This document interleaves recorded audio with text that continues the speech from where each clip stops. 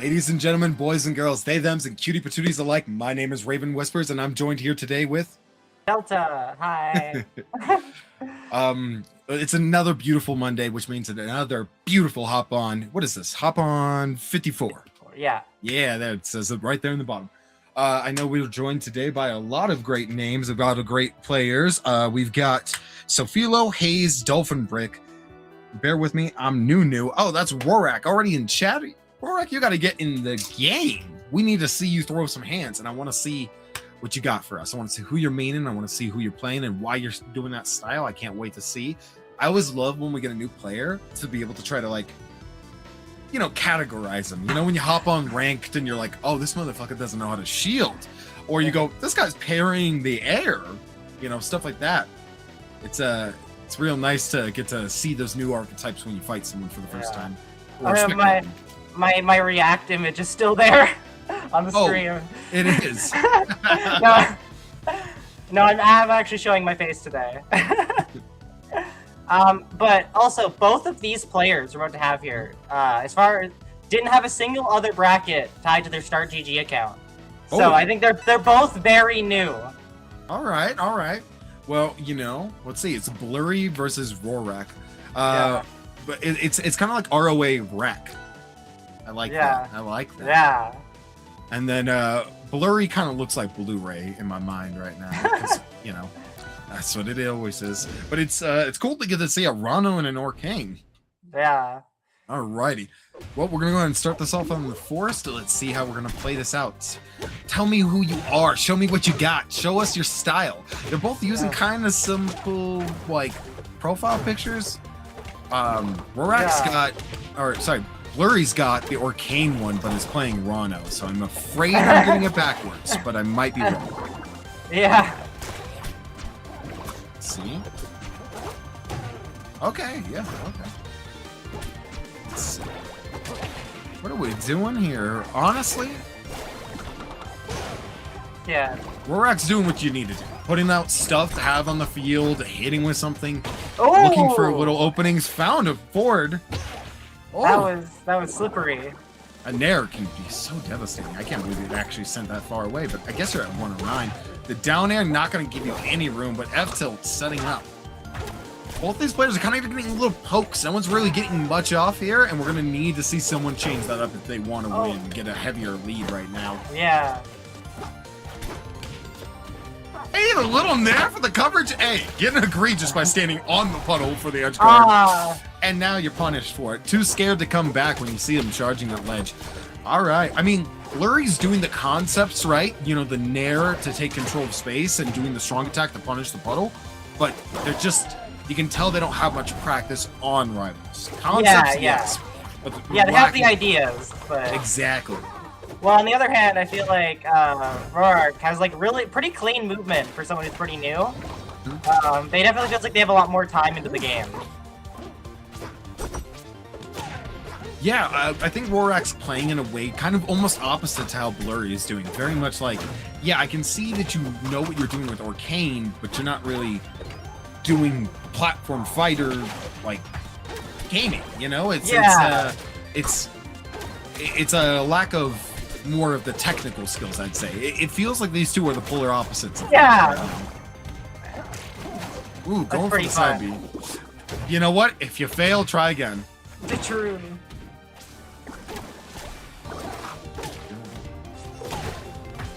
Oh, the interruption on the F-Strong, so disappointing. But hey, look, Rorak, 140%, you got this easily. Finding some kind of, you know, F-Strong, honestly, a lot of the strong attacks, tons of needles on you right now, and that's definitely something you're going to need to get off. Doesn't opt for the grab, could have gotten rid of it, but instead is getting punished out heavy here.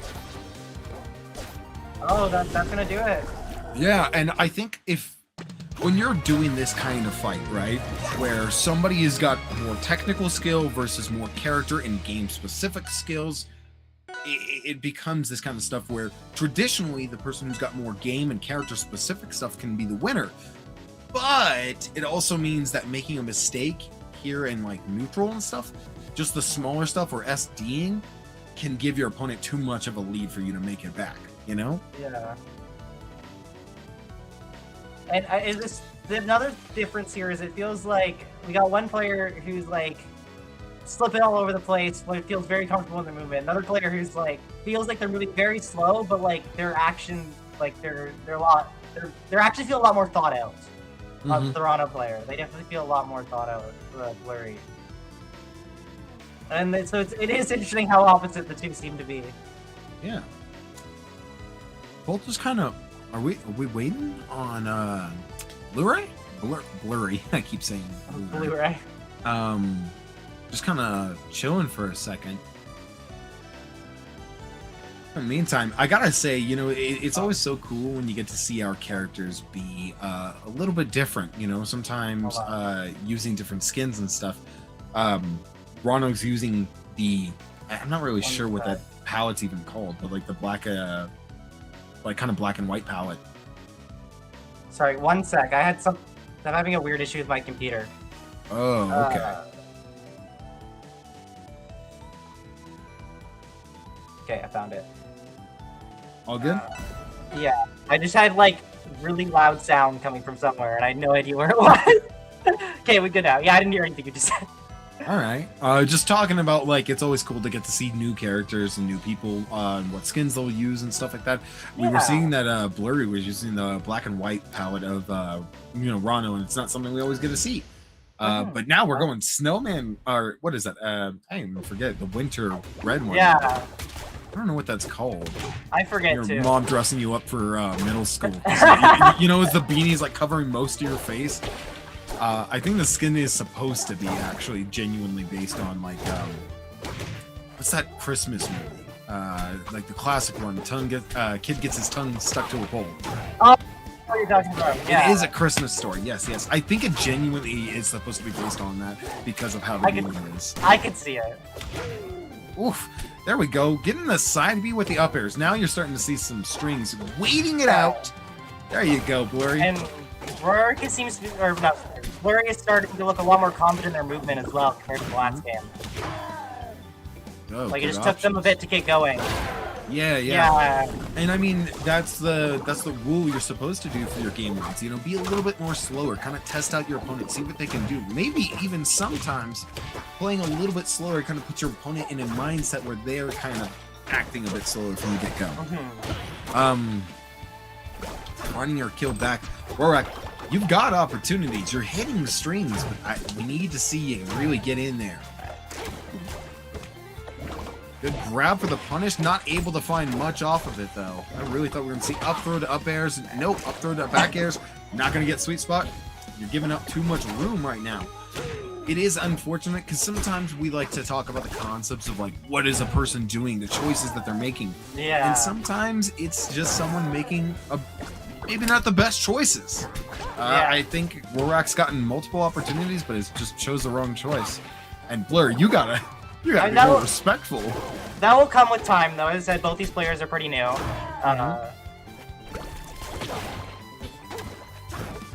I see a good basis with Rorik, though. Obviously there's other things they can improve, but they got like I see like the beginnings of what could be a good could become very, very good. Yeah. And it'll come with time. Both of them really do seem to have that. They both seem to be, in the good makings. Blurry reminds me of like maybe more of a traditional fighting game player. You can see they're waiting out their turns. I have the same thought. Like it feels like they may not be comfortable in Rivals, but feel pretty comfortable in like fighting games or plot fighters or like. Yeah, maybe someone who plays something like Street Fighter or Guilty Gear, or maybe even if they've touched plot fighters, it's more like Ultimate. Yeah, Ultimate was what I was thinking. They, especially in Game 1, they like looked very Ultimate player. Yeah, very much like, it's my turn, I'm gonna go in and do my like options and then back off, restart neutral, and then try to win neutral again. Yeah, this is Rivals, baby. You can go in there. Hey, if you got a good neutral opening, keep going. Hunt them down, smack them around. Finds the F tilt, not able to get that F strong though. A little bit too crazy on the call out, but that fair is going to put him in a devastating spot. Not able to get there fast enough. Snowballs? No. Yeah, when the Orcane's not using the legend skin or maybe the toy one or nothing like that. It very much looks like it's a kid with his pet goldfish. Yeah, but Blurry will take that, but Rorik definitely held their own, especially in that second game. Like, Blurry looked very confident in the lead in that second game to start, but Rorik was clawing it back. So good stuff to both players. I always like to take our opportunities because this is such a local online tournament. It's not a major event or nothing like that. And say let's give them some notes. And to that, I'd say, I think, look, both of you players, good groundwork, great groundwork. I'd love to see Rorak, you try to find different ways to approach. It seemed you were very hesitant to not approach unless you had some form of bubbles and protection. That can be a nasty habit here. Learning to use things like run up shield and stuff like that, or run up down tilt, can be very powerful tools in the future. I really believe that. Or even just remembering that your up air doesn't only have the hitbox up top, but on bottom as well. That is powerful. You have up throw to up air at such a low percent. But Blurry, you did fantastic. I think it looked like you were maybe just playing careful. I wouldn't say scared, I'd say careful. But if Rivals is new to you, yeah, you can get a bit more. You can have a bit more cake. Yeah. You really can. It's you've only had the school pizza parties, so you only get a small slice, and now you're shocked when someone tells you, "No, get another one," and you're like, "Really? I'm allowed to?" It's like, yeah, man, it's Rivals, baby. Yeah. We're probably the closest to like TODs, I'd say, out of any like fighting game from the Plat Fighter world. A lot of like fighting games can be a lot of TODs and stuff like that, and so it can be super long conversational pieces to wait for. Yeah. But Melee and Ultimate and Melee, Nasby. Yeah, Melee would be if it not for its extremely strong defensive mechanics. Exactly. Yeah. I love how you knew exactly it. I'm a Melee player, so Yeah. I think like early Nasby 1 is probably the closest. Yeah, but in reality, now where we're at in the Plat Fighter world, it's another I could eat.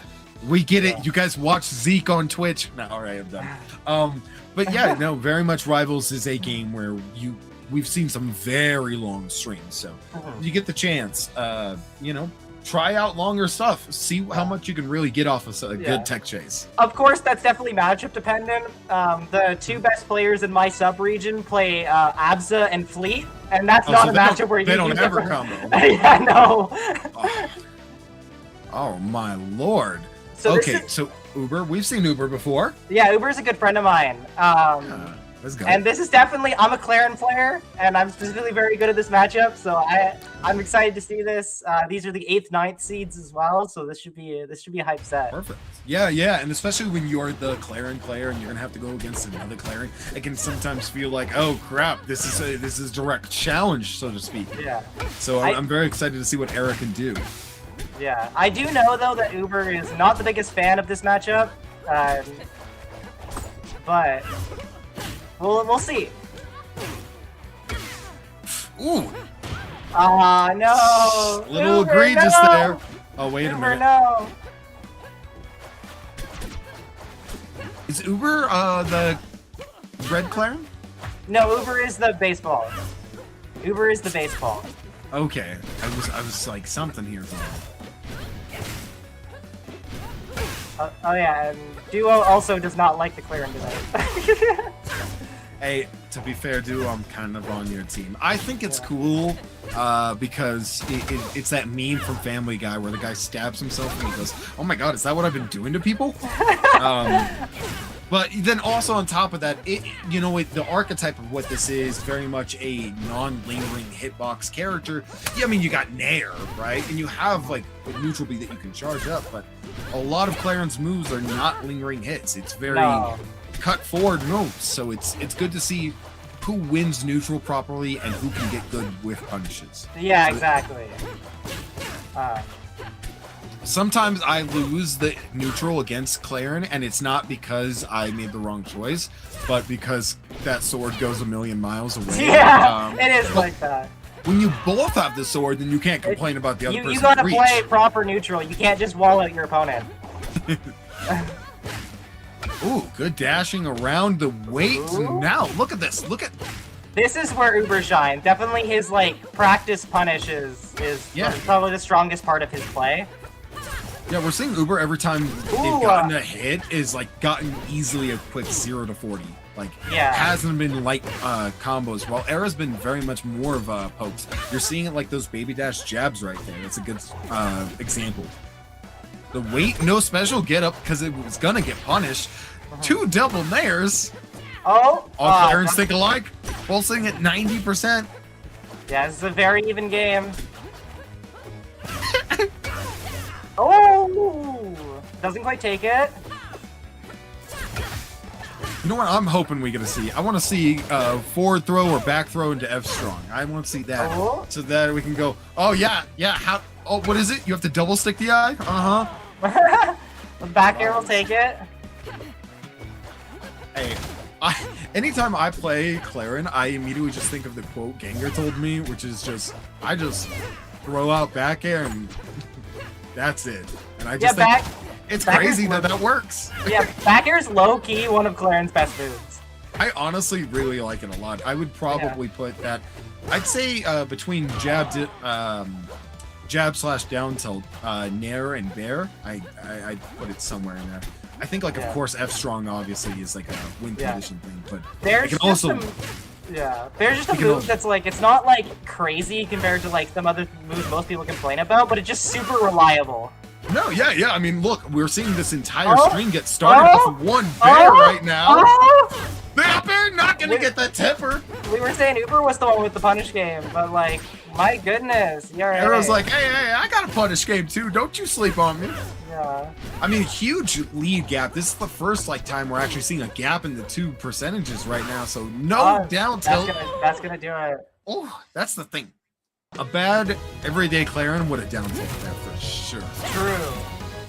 You won't get in my way.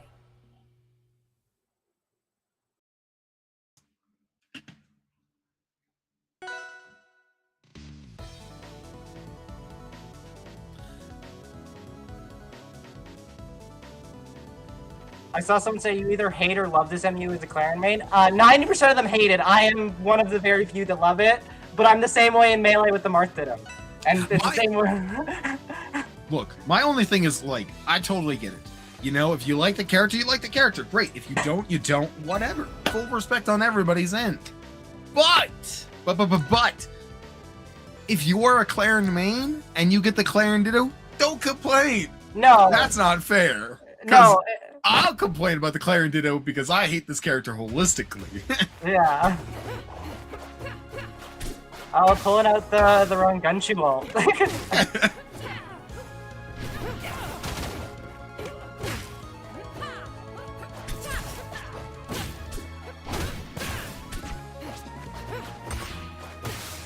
I want to see a game 3. I would love to, yeah. I mean... Oh, that's huge.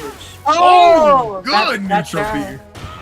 62% after hit. Wow. You know, I dog on Clarin, and I will say that yes, sometimes the reach is what wins, and it feels like, all right, man, all right, sure, whatever, Sephiroth, I get it. But I will say, when I see these Clarins get those beautiful tipper neutral Bs, like perfectly angled spots, I'm like, you know what? I couldn't do that. I gotta give it respect. That's just sick. Era's kind of running away with this, with like full stock lead.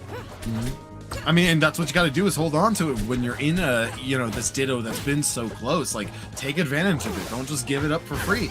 Really wait out the clock, because what's the harm? What's the harm in waiting your turn? I think when we're a bit even, you're going to want to make a different decision on that. Decide if you want to be the one to engage or not. But when you've got a lead like this and you're both playing so close to each other, hold on to it. Ooh. It's almost feels like Era has gotten maybe a read on some of Uber's habits. So I think we gave Uber the point, by the way. Oh, yeah, no, it's just but, no, yeah, I mean, now that you got up the stock, you definitely want to just go crazy. Don't even think about anything else. Charge in there, find an opening, and get it. It'll be up to Uber to, you know, play around that spacing, maybe tease it out a bit with some dash dancing or baby dashes. Finding that great F strong, not able to get the kill though. Maybe Claire the edge can't guard? kill. No, I'm just kidding. I can't stand the propaganda. No, but Claren can't kill Craig. Claren can kill everybody else. Yeah, that's good. All right, 32% on the board. Not gonna find much there, but hey, you got a heavy lead here. Claren can definitely blow themselves up, so this is still definitely winnable. Ooh, that's scary. Yeah, I mean, you know, not even just the joke. You know, Claren can just get a good setup into a clean tipper F strong that can kill at like even like 60 to 70%. So it definitely is still on the board. Good weight right there, played in shield.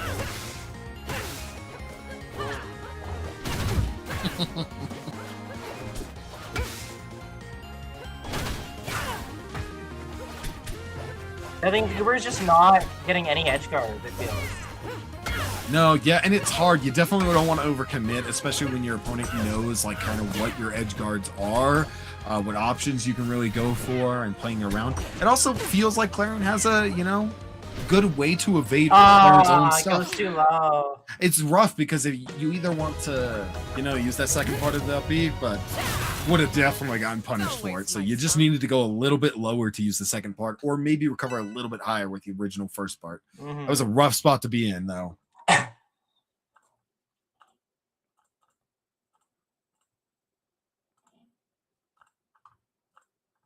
Well, I thought we were gonna see the scene move past.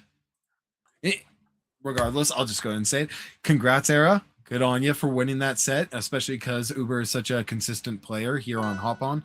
So Yeah. good to get to see it.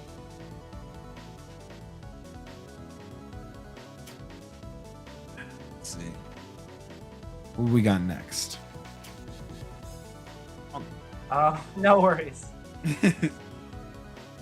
Man, you know, it's hard. I don't love the Claren matchup. I don't, and I'm not gonna enjoy the Ditto because I'm like, man, I don't like either of these characters. But I do still like to get to see, hey, taste of your own medicine, and you know, it's cool to get to see which of the characters shines a little bit more based on, you know, how they play the game, and it's like at a certain point you got to respect the skill and completely throw out the character. Like this isn't Brawl. No one's winning just because of their character. No. Like, there's a couple matchups in this game that feel like really miserable, but even then, they're nothing compared to like some older game matchups. Like, like the matchups can definitely help, but it's not the deciding factor. I used to be a Pikachu main in Melee, and so for anyone who wants to talk about bad matchups and rivals, please, I beg of you, go play Pikachu versus Ices. No, you have like, tell me that's Pika has like 4 matchups that are worse than anything in Rivals. Like Sheik, Pete, exactly. Puff, Ices. But like Ices, man, it's just such a shame. It's like, oh wait, Wobbling's banned. Thank goodness I don't have to do that mechanic and can still wobble you. And it's like handoffs being still like balanced in the game is like scam. Yeah. Scam.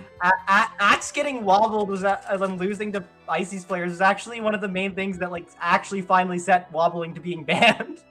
Yeah, but then the problem is there are still Ices who can do handoffs. While they are a little bit more applicable to be dropped, you know, it can just get so much percent, and it's like, my lord, just watching your boy, your representation, my Pikachu main, getting handoff 0 to 90, and then they're like, well, it didn't get him to 200, and it's like, oh yeah, because that's totally fair now. Nevertheless, you know, it's one of the things that me and a lot of people play Rivals for, is to know that we don't have to deal with any kind of chain grabbing. I mean, there's some chain grabbing, but also learn to get out of the pummel then. Yeah, I love doing Claren special pummel forward throw regrab 3 times because the opponent won't press the B button. I'll actually do it. No, I'll literally do it to be like, you're gonna learn. You're gonna learn to interact with this mechanic. I'm gonna keep doing this until you learn to press the B button. I'm a sucker for it the first time it happens to me, because like maybe I'm just not paying attention. I'm like, yeah, okay, I get it. But then I will do it for the rest of the set. But Yeah. like the first time it hits me, I'm like, I'll just fight certain players that like will just not ever break pummels, and so I'm like, oh, I'm just gonna start chain grabbing you with Clarion forward special pummel forward throw. like why not? And eventually, I've already 3 in a row on someone, and I just like, I'm gonna keep doing this. I'm gonna keep doing this. Oh man. You will learn, or you won't, and I'll just keep doing this and win the set. It's always my favorite when you're fighting somebody who is a lot better than you at the game and they don't special pummel, and then you're like, hey, free ride, baby. Yeah. I have a friend who's very good at the game, but he refused to special pummel for the first like year of us playing, and I mean like he's consistently hit like the top 300 on the rankings and stuff like that, so he's very good. He just doesn't do it, and I think a big part of it is I've seen him do it against other people, and so it's more of a he doesn't feel threatened to by me. And so when I do it to him like 8 times in a row, then he's like, and I'm like, yeah. You can't just stay asleep. You have to be awake. Even if you don't feel threatened by this opponent, you still should like mentally be keeping this stack up. Yeah, Rivals is one of those games where it feels like you can't. It doesn't matter how much better than your opponents. If you're like asleep at the wheel, sometimes you'd be like, "Wait, hold on, they're like making this close. Hold on." Exactly. Yeah, you can't. Unless the skill gap is like huge, then like. There's definitely like you can let somebody like win a poke or something like that. That's fine. It's not the end of the world to lose an engagement or a neutral interaction. A lot of people think it is, but it's like, no, dude, it's a coin flip. You're supposed to lose a 50-50 eventually. But when it comes to something like a pattern or a consistent like reaction, like they're calling out every one of your tech chases, it's like that's not a like oopsie daisy little like balance of skill. This is something that can be a detriment to you, not only in this set, but your whole way of playing the game. So if you can't break those patterns for everyone, you might as well have it, forever. Yeah. Let's see. Man, we got Outcast. Yeah. We got Sophie Unified Era next, and then there's Mustard versus Dolphinbrick. Outcast is waiting on Haze and Samsire. Please, Samsire, please, for once. Maya sitting there waiting on Black Bolt and Theta Juice. Always good to get see a Maya set. Yeah, and also Dolphinbrick and Mustard played, I believe, last hop on. Oh, and it was like and Mustard barely won. It was really close, if I remember correctly. That'll be a good set to get to see. Yeah, so that'll be exciting. Mm-hmm. Let's see. I know it's always nice when we get to see Outcast play as well. Often gets to commentate hop on. So it's nice when he gets to be on the other end and show off his skill, and especially how he's been practicing Lorena. Yeah, no, I mean, I'm an Outcast fan. I'm a BC player, right? Like, I love seeing Outcast. That's your man's. Yeah, go get your man's. No, that being said, it will be a shame if Samsire wins the set, because he's my man's. And so if he wins this set and then he has to go fight Outcast, look, I know Samsire in Melee. I know Samsire in PM. He's not winning that set. He is not winning against Outcast. And it's a damn shame. So Samsire does play Melee in P+. I thought I had heard the tag before. Like when I first saw them in Hop On, I'm like, that tag sounds familiar. So I probably had seen them in like Melee or something. He always seems to enter these brackets, but I never actually see him play, or a lot of DQs even. Yes. But for those who don't know, Samsire is the creator of Eggdog, which has become Eggdog Esports. Right, that's why I know the tag. That's why I know the tag. The original Eggdog is his. That makes sense. Because again, the tag was like super familiar, but I couldn't place where. That makes sense. It's always so funny because I follow him on TikTok, right? Because he has to do what he's doing, which is brand awareness on the Eggdog design so that he can make merch and sell the plushies and stuff like that. Yeah. But it's so funny because you'll see him like make a TikTok and it's him not doing anything related to like just the Eggdog stuff, but he'll be at Genesis in the Eggdog outfit and everyone's just like, oh cool, where are you at? And I'm in the comments like, how was Genesis, Samsire? Because I'm like, I know exactly what that booth is. I know exactly where he's standing in the room. It's so funny to me.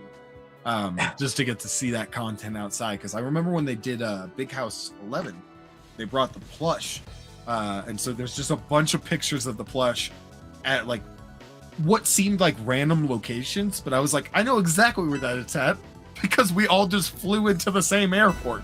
I know exactly where he's at. Yeah. So funny, it was like a little scavenger hunt. All right, looks like we're getting on, and like you were talking about, Dolphinbrick and Mustard, they're already tying on the RPS. Man. Oh, did we have a? Did something happen? Did something? Oh, that was weird. That was weird. But Dolphinbrick winning the RPS after round 1, so let's see. Yeah, Dolphinbrick last hop on underperformed a bit. Didn't even make top 8 despite being like easy top 4 seed, but maybe we'll see a bit of a redemption this time.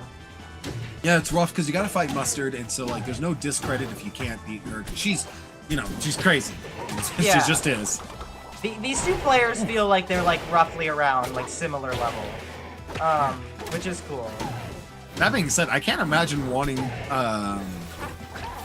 I guess I wouldn't phrase it the way I was going to phrase it. I'd like to say it more like this feels like kind of a fun matchup in my head. You know, you both get such good advantage states, but you both can suffer so much in your disadvantage. Yeah.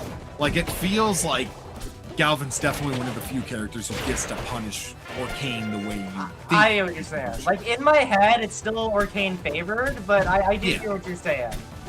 Like Galvin can definitely get a good poke in using magnets to kind of beat up some of the bubble shenanigans. And I mean, look at that, just kind of holding down the ground there against the F-tilt, not going to kill. Able to go out there, though. Jeez. Dolphinbrick with the edge guard, missing the second part. God, I would love to see. Very strong start from Dolphinbrick.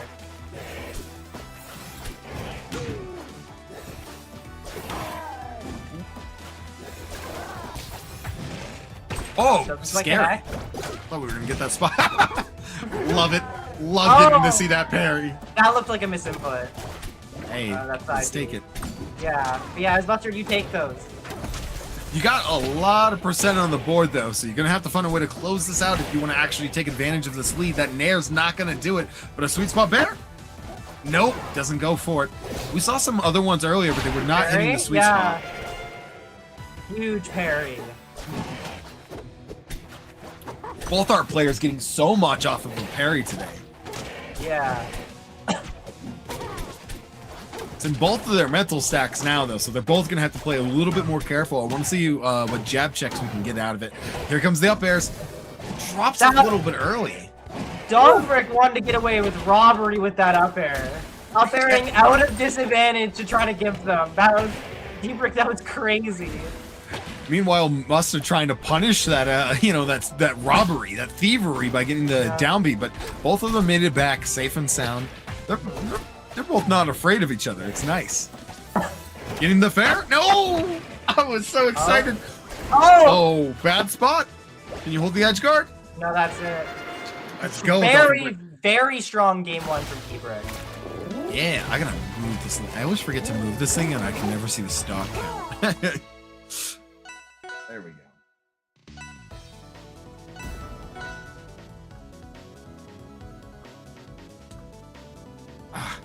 Does look like Zam Siren lost.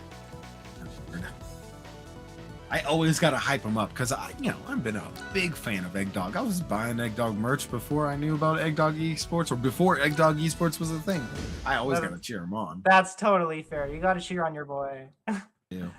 All right, game 2 now. Let's see. Mustard, don't let this be clean. Don't let this be a 2-0. She's not coming down there without some sort of like indication. Lights are on. She's got green for go. She's playing back on top platform. Great up there. Not going to be able to continue it though. But hey, you've got like 50% on the board. Yeah, much stronger start than last game. Yeah, definitely can see why we wanted a dojo. Oh, great parry. Huge. Mustard's playing so fast with Galvin. It's crazy. Making Galvin look way faster than I thought Galvin could do. A lot of these drop through platforms, a lot of with these wavelands on plats that we're seeing, it's crazy. There's up air. Big up air. Doesn't get anything else off it. I mean, if your opponent's going to play up there, you're going to have to punish it by throwing up those up airs. At the same time, it is a spot for Mustard to get a good parry and come down there for a heavy punish too. So you're going to want to be careful on how much you do that. Oh! What's the opposite of hamster death because of Galvin's big size? Yeah, I'm not sure. Meteor strike. Dinosaur death. True. The Pherosaurs were wiped out ages ago. Why are you playing on Puddle like that? Just disrespectful. Yeah. Must have really thought she was going to call it out or hit it before then. Didn't think it was going to get punished, but now you know they'll use it against you. Yeah, but despite the strong lead for Mustard, T-Brick's just in the lead again. Struggling to take this stock. Overall, it's actually how the sense felt like. It just feels like Mustard just can't take the stock. Yeah, I didn't really think about that. It definitely feels like, I mean, she can get some percentage. She can get these hits, especially with these up airs and stuff. But it seems like her kill options are a bit limited to some things like fairs and bears. And, Calls out the movement there. But yeah, it's just, T-Brick's just being too slippery. Yeah, I mean, how are you supposed to find a good kill other than, those nice fair call-outs? I mean, maybe we'll see some good edge guarding, but that's rough when you're fighting an Orcane who's actually really good at the game, you know? Yeah. Wait, dare? Oof. Puddle's gone? Is your chance? No. No, he gets more. And getting caught by that. Oh, bad spot. Oh, Getting caught. Oh, yeah, get that. But yeah, they're getting caught by those forward airs. They're recovering a lot. Yeah, these bubbles have also been very detrimental for Mustard, too.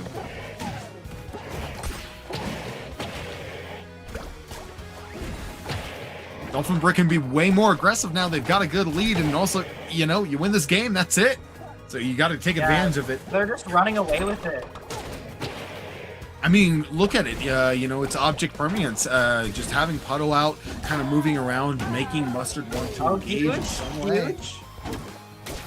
You're at 174, though. It's got to be terrifying to even want to kind of go in there. Good weight. Now T-Brick's having the problem of not being able to take the stock. Oh, that gets the carry. I thought we were going to see a 4 throw for sure, but instead, Nair kill. I mean, you're at 190. It's something it does. Wait a minute. The early? Oh. Yeah! All right, we're back down 1 stock apiece. Game's not over yet. And I mean, Mustard. Feels like Mustard figured something out. Yeah, Mustard lost that first stock through like more of an SD, so this is your chance to let him know. Nair not able to get much off of it, just kind of a get off me tool right now. Looking for the bear off of the shield drops. In a bad spot now, it's Dolphinbrick's turn. Don't ever give a dolphin a brick. Oh! I think it's more like a physical brick or like the metaphorical, like the money. Dolphin got that brick. I'm not wait. sure. Oh, no, it doesn't. I think they were hoping to land on the platform. Somebody get Dolphinbrick an Arcane skin. It's got a bunch of Supreme logos on it, and you just instead of bubbles, it's like $100 bills. Dolphinbrick. Oh man, honestly, rough spot to be in. I didn't really think about how the killing options were going to really be until you pointed it out. We really started to see it. It seemed very hard to find those options. Mustard did incredibly well with utilizing platforms though, and really choosing when to approach. Yeah. Yeah, definitely. Like it felt like they definitely changed some things up from their last set last week. It was getting a lot more off each opening, taking stocks a lot better, and just the biggest thing again being living. Like it's a lot of nairs too. Got a lot off of it, so good on you, Dolphinbrick. I didn't get to see last week, so from my perspective, that's a clean 2-0. True. If you didn't see it, it didn't happen. It's so true. I only see the sets where the people I want to win. Exactly. My friends start losing. I'm like, damn, man, what a beautiful venue we got here. I start envisioning worlds. You ever watch a friend lose and then you hit him with a, no, man, I didn't get to see that one. I'm sorry, man. You lie to them because you're like, I don't want to tell my son that. I always hit him with the classic ones on that. Yeah, or you just try to find something to compliment on them. Like, it's like, oh, but you were hitting some crazy shit. I love when your friend cheers you on and tells you something, hype to be supportive, and they're like, they try telling you, yeah, man, they were just playing lame, and you're like, nah, man, come on. I lost. It's fair. You can tell me. Yeah. All right. Or like, I'll be like, you had lost, but that second stock though. That's what I like to do. Yeah. Let them know that I still saw like the cool shit that you were. Yeah. All right, the return of Era, and then of course, return of one of Hop-On's most, and reoccurring top players, Sophie doing her nonsense of picking a different character each week to smurf against the lower seeds. Oh, I thought she mained Edwards. Yeah. No, she means I'm doing Better Burn. No, she means Maple, and then last week she made Clarence, and the week before that it was. No, especially because I know this is a matchup that Sophie is sometimes maybe not matchup. I guess I would say more like Edalus. She's fought a lot of Pikmon and stuff like that, and so you got to play the character a little bit to kind of understand how to beat them out. What are their weaknesses? They become more magnified when you're playing the character too. So it's a good excuse for Sophie to get to play a match where, especially when someone's fighting her, they think, oh, this isn't her main. Maybe I stand a chance to actually, win the set right now.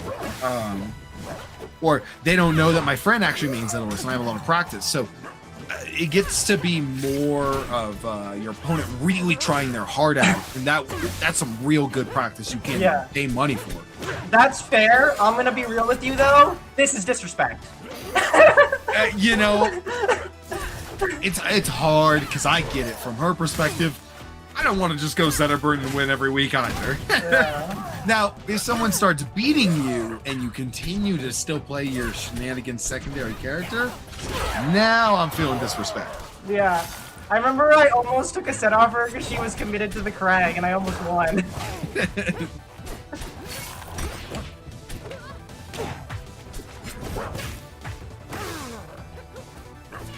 Oh. How do you as a Clarence player feel about fighting Edalus? I'm fine with it. It's like the one heavy that I don't really mind. It just feels like Clarence can shut down a lot of what Edalus wants to do. And the edge guard is pretty good for Clarence. I play Raster. I just go out there and down strong. Fair For me, enough. this is fantastic. I'm eating good whenever I get a fight at Edalus. But I from that perspective of Clarence, I have no idea what this is like, or even from the Edalus's perspective, I have no concept out of it because I do not play Edalus. I'll play every character on this cast, including Clarence and Fleet, but I just don't really play that much Edalus. Yeah, Ooh, I think Clarence wins this matchup. All right. I mean, Era's got the spare stock right now. Yeah. They're more just kind of taking turns. They're both throwing up strings. They get their hit in, and that really is it. Good to get that, no fun zone out of the way now. I love that it's called that. Hey, she's the one who says it. I know. For I love that reason. that's actually what it's called. I do remember when people started calling it that, and I thought, what on earth are you guys... I hate the character too, but come on, y'all, don't be rude. They're like, no, she actually says it. I'm like, oh, wait a minute. No more She does say fun. that. It probably started as a fan term first, and then they... Oh! DR takes game one. The question now is Sophie sticking with Edalus until maybe losers run, or is she gonna just immediately go Zetterburn and knock this off? Oh, The other thing is we might see a different there. character. Yeah, No, I the thought... Crag. I was about to say, I could see her going Craig. Okay, she does go better. I actually was about to say she might go Craig. There's using the match arena, everyone's trying to get their money in. Sophie doesn't want to lose.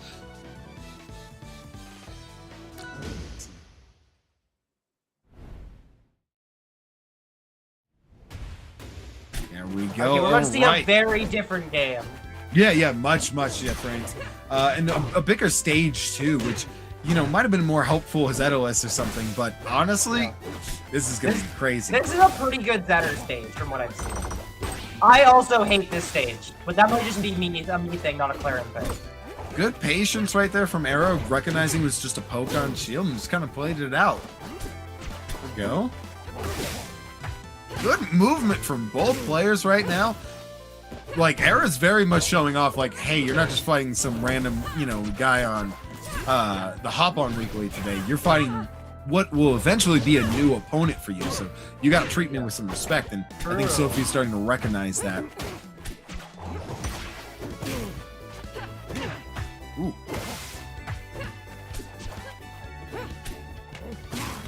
Good weight too. I really thought we were gonna see Era kind of spamming like back airs and stuff, but instead just kind of took time and waited for the proper opening. Good on you, bear to kill. The shine poke is not gonna be what you need right now. There it is again. A lot of poke options for me, but it's just she's not cashing out. Era's playing really well. Recognizes that the up strong's not gonna kill right there. Takes her to the plat. Ugh.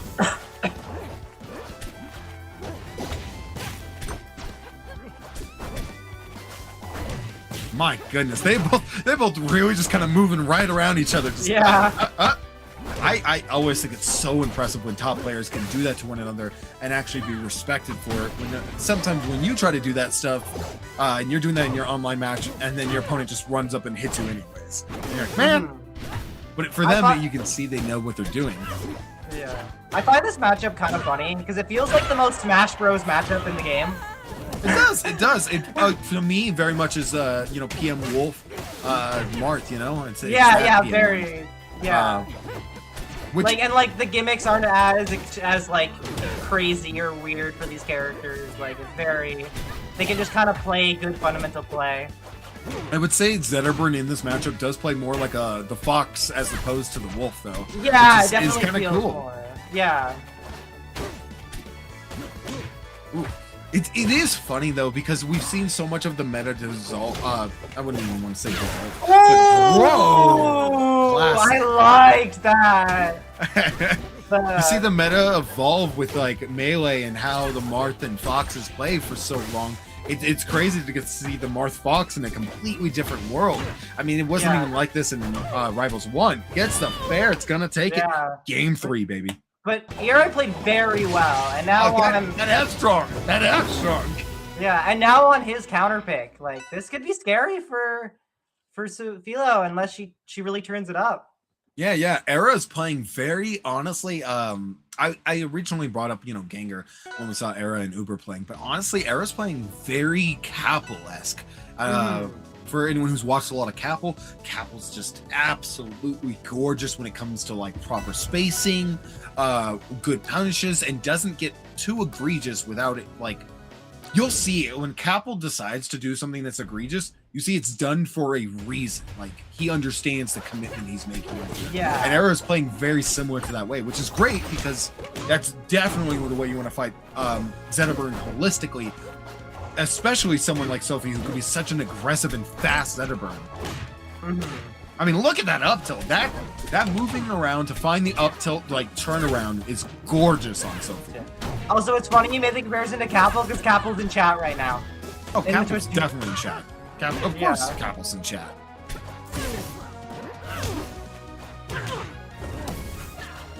Let me guess everyone in chat right now. It's Ceramic, Ion. No, okay, I can't do the whole bit. It's just all the sub-cow people.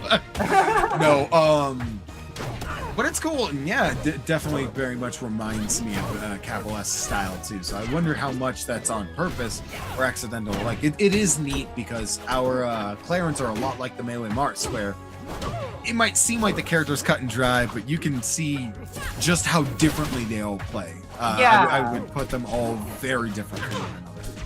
Yeah. Unfortunately, the way that turns out with a lot of people on Twitter is saying that Ranganchu is the only cool one. I will say Ranganchu is mad cool as the Claren. I will admit Ranganchu is the coolest Claren. I will say that. I agree. I'm a big Ranganchu fan. I've been a Ranganchu fan since pre-Rivals 2. I'm a big fan of him in P+, but yeah. I am too, but it's always so hard to see Ranganchu still fulfill the legacy of second place forever. Oh, it's such a pain. The grand finals against Takasol at like the... we see him do it so much in P+, too. It's very jarring when you hear he wins the thing. Yeah. And not to get too distracted on it, but just that concept that we can see Clarence all be very unique, and so it's neat to me when I can see Era do things that remind me of a certain Clarence. Yeah. No, I get you. But anyway, Sophie's like running away with this game. Yeah, I think she sees what's happening and she's noticing how to play the spacing, and she's like, I respect you playing your style, but I'm not threatened by this. I know what to do, and Yeah. he's got good spacing. That's just something you could never try to prepare. You're saying that that they play like Capel? Well, Sophie's played Capel many times. Yeah, exactly. And Sophie's spacing is absolutely. Yeah, that was kind of rough. Yeah. I can't blame anyone. Era did very well in certain things, especially again that F strong was gorgeous second game, but there's just certain things that Sophie's got on hand, and I think a Clara needs to be a little bit more overcommittal, doing things like overshooting and stuff to really trip up Sophie, which is hard because her movement's so good it makes you afraid to want to overcommit to something like that. But if you're noticing that your game style against someone is not working, you gotta mix it up. Yeah. And I think that's where Era kind of fell short. Maybe it's a lack of time, maybe it's a lack of ability, maybe it's more of a finite, focus. Some people like to exclusively do their style, no matter how much is working for them or not. So who knows what it was, but definitely a strong Claren for sure. Yeah, definitely. I mean, enough to make Sophie not go Crag. That's a good point. I wouldn't be surprised if we saw Era in top 8.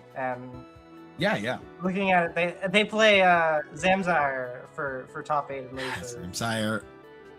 It's not winning that either. But he did win against Edman, so hey, my boy's still alive. Yeah. Let's see. We got Outcast and Haze, Maya and Black Bolt. Now this is gonna be good. So we're seeing Dolphinbrick on one side, while Maya being on the other side, seeing two different Arcanes. Hopefully getting to meet somewhere in our top 8 tonight. And those are two Arcanes that have been in a lot of the same brackets, because Maya is the Washington player that comes up to BC events the most. Just we refer to, some of us refer to her as like honorary BC. Man, I would say I'd lose my mind if you lose to Maya in winners and then in losers you gotta fight Dolphinbrick. I think that happened to someone at a BC event once or twice. Let's see, where are we at? We are doing Outcast. Yes. Okay. So classic, of course. So from what I gather, Haze I think was more active early Rivals 2. Kind of like didn't go to as much over the last like while, and is like starting to compete again. I think that's what I saw in their stats. Oh, okay. I think they were like I think they were had like really good results early on.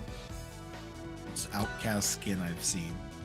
And Outcast needs no introduction, right? Yeah. Definitely one of the Crags with like with the biggest bag of tricks. Yeah. Like you want to hit by like some crazy rock stuff you've never seen before? Outcast has all sorts of tricks. I think if you're a Maple player fighting the Crag, you might get excited by the idea of like, hey, maybe this character's going to struggle against my small body options and just kind of those tools, but you're fighting someone like Outcast, it's like that doesn't phase him at all. He's fine.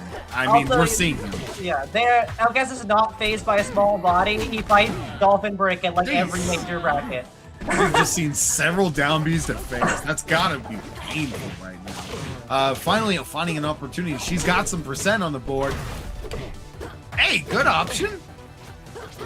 The chase goes for the wrong option, but hey, the recognizing game. Outcast's gonna play a little bit more space, just find the proper openings again, and now knows what they want. He's fine. It's gonna be a rough match. It is. We are actually seeing the Crag from Outcast. I think the last two brackets they went all Lorena. Yeah. To practice Lorena, but we are seeing the Crag. And now Outcast has been looking for more opportunities to get to try both.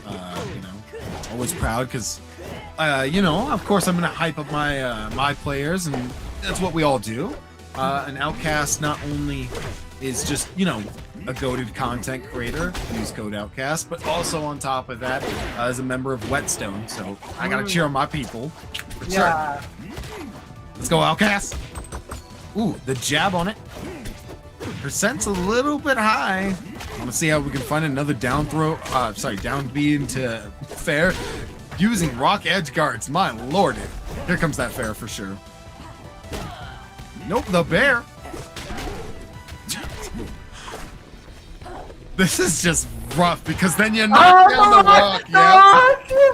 I was like, that's such a terrible spot because you can't actually hit the pillar. Like, you don't get a choice.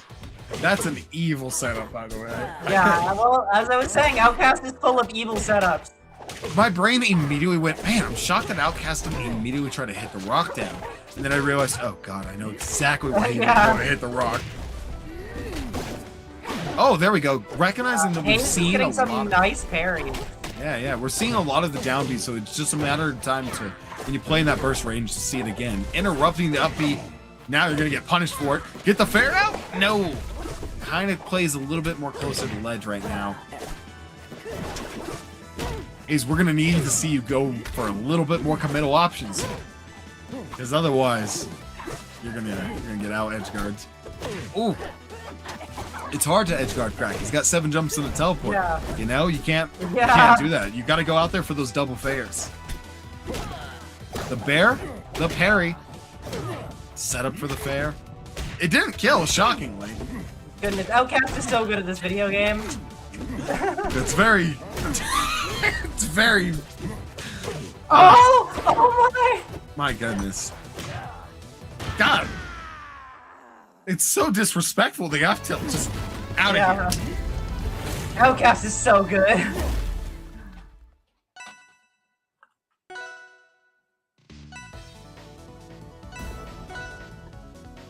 Oh, Lord.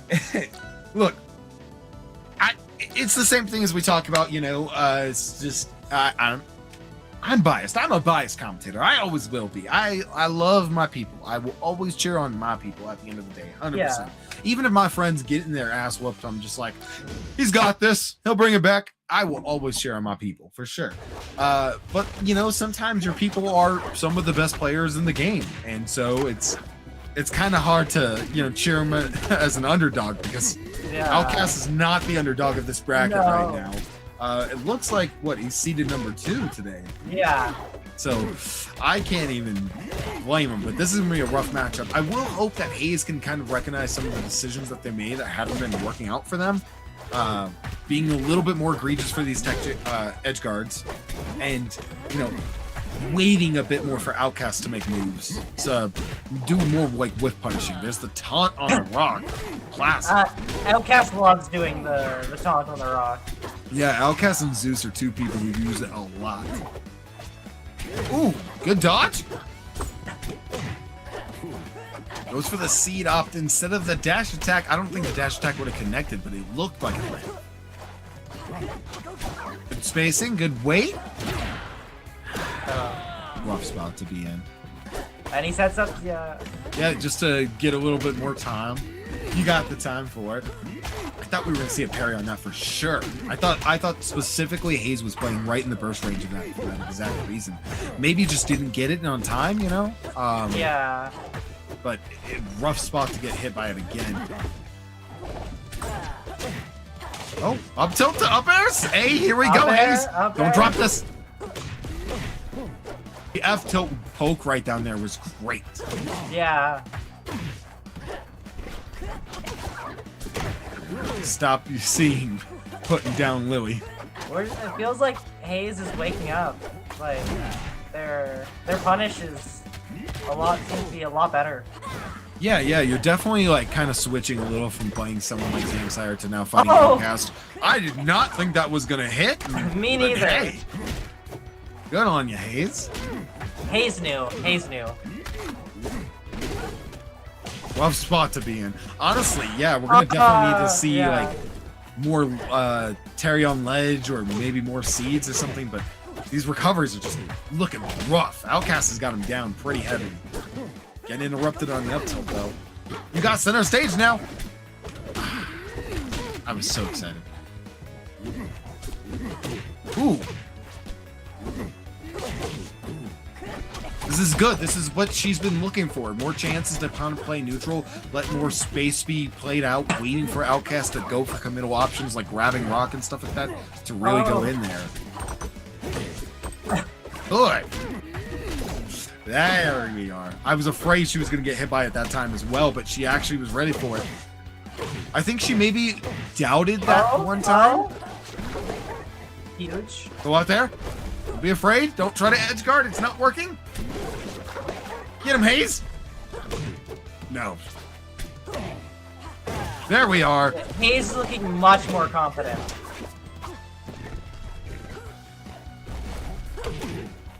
Just something about their play. It's just, oh no! Ooh! Doesn't quite get to ledge. That's a bad spot because now you got. Yeah. Yep. He had rock. He was waiting on pillar too. There's no real win. But You yeah, could try to make it back, but you were just gonna get hurt. In the second half of that game, Haze started looking a lot more confident in their play, in their movement, in their punish. So I'm excited to see how Haze does in the rest of the bracket. Yeah, she was doing great there. I definitely would love to see her be a little bit more committal on these edge guards. Because she was getting the hit and then immediately running back to ledge, trying to put up Terry, just trying to be a bit more safe, using Bear for it. But that just doesn't work on someone like Outcast or even honestly Crag. You gotta just recognize you have to go for those double dip players. Edgeguarding Craig is scary and really hard. Yeah, like I said, 7 jumps and a teleport. That man has got a better recovery than most people give him credit for. Yeah. And, Outcast and them, very good at using it. I really hope it gets nerfed next patch. I always do. I can't wait to get rid of Crack. I've been saying it. There are some characters in this game where I'm just like, I feel like they got it a little bit easier. And so I'm going to play them too, Let me figure it out, Yeah, Craig and Ollie have definitely been like top tier for the entire time they've been in the game. Been playing an Ollie for a while now, just because it's like, just feels like they're not going to nerf her, so. Yeah. Hey. They just keep giving her a slap on the wrists. Yeah. Hey, don't do that. Yeah. Haven't touched down tilt. The side B1 change has messed me up a lot. I've overshot and you just see me. Yeah. I think the most significant change was actually the stuff to like the friction and the as well as the when you use the same move over and over again in a combo. Mm-hmm. Like they made a change that in the last patch, and it was a universal change, but it nerfed Ollie really hard. I didn't know if that went through. I heard about that as a concept. I didn't know if it went through. I think it was. I think it did. I could be, unless I'm remembering wrong, but I think it did. Nevertheless, we've seen great players today, starting us out with Rorak and Blurry, very good to get to see that. I hope to get to see them both again in the future. Sophie, playing Edoist, but switching off after fighting Blurry against Era. So, hey, respect on you, Era. You were playing great. You did well against a very recognizable Clarin as well. Dolphinbrick getting the clean 2-0 against Mustard. That's definitely nothing to scoff at. Good to see it. Because like you said last week, it didn't happen that way. I just want to say this next set is exciting because Black Bolt goes to like one tournament every 4 months. I've never heard Black Bolt, so I'm excited. They've done more like TO work, I think, than actually, but they're a great player. Mm-hmm. They played Forsburn, I think they played Locks in their first set, but from what I know, you had me Black Bolt and then you lost me. But they are, from what I know, they're a Forsburn main, and like they just don't go to very much. All right, fair enough. Yeah, when I saw Black Bolt, the first thing that came in my head was the character from Marvel, so I was like, but it's always a shame when you hear like good players stepping up to sign up for the weekly, and you're excited to get to watch them, but then they're fighting someone like Maya, and it's like, what a shame. It's kind of like Haze, where it's like, hey, I could see Haze has definite skill. She wasn't a bad player by any like mark, but you're fighting someone like Outcast, who is an objectively great player who's holding so much power in the game today. It's very hard to imagine that you're going to, win that. But what you can do is you can look back at the VOD and see what's room to grow. Okay. And hey, you got me back. I think the blocks was either for the Gavin or just for like a round one because they felt like it. 1 or 2. Yeah. I was almost certain they were definitely a Forsburn.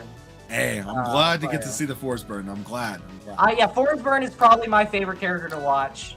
I think Forsburn. In Rob 1, I was a Forsburn player.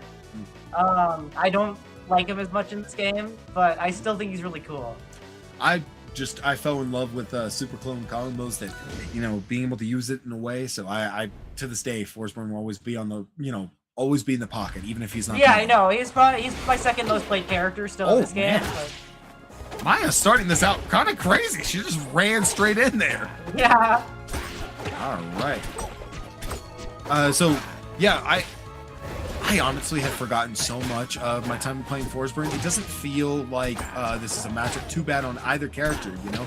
Especially if Black Bolt can find some of these fairs and up air juggles, you know, utilizing platform to find falling off nairs. Those dares are going to be devastating. Well, I can't say I have a good understanding of this matchup. Just like off the top of my head, this feels pretty even. Like just off of intuition. Ooh, the up tilt to the grab. Huh. Might have to start playing a little bit of Forsberg and get me. That's the best part, when you get to see someone play a character and think, I want to play that character. Every time I watch Forsberg, I do that, and then I play him, and I'm like, he's not the same. Maya coming in there strong. Man, good movements, getting the bears. I always say it, Maya, queen of the bears. Yeah. BC really came out this hop on. Yeah. Because Black Bolt is also a BC player. Oh, okay. So yeah, like Outcast, Dolphinbrick, Black Bolt, Uberancy. Yeah. Bad spot to be in, but hey, you got 80% up already, so you can't be too devastated about that. Up throw to the up air. Hey, if you're watching, Rorak. True. What's important now is you got Puddle in the room, Bubbles being out there for a little bit of a cover. Good patience on Black Bolt right now. Catch. Get your charges in while you can. Not going to go for the third one, not being too egregious. He knows Maya's going to punish him. Good fair to bears and such. My lord, I was sitting there thinking, Maya, what are you doing? Go back upstage. He's going to use Puddle. Oh, wait. That's not his move. Oh, wait, hold on. It's always so funny when we think in our heads, what is this top player doing? They're so dumb. And then you realize they're doing the correct thing. And like, you're the dumb one. Oh, yeah. Maybe. Yeah, I've been there. Oh.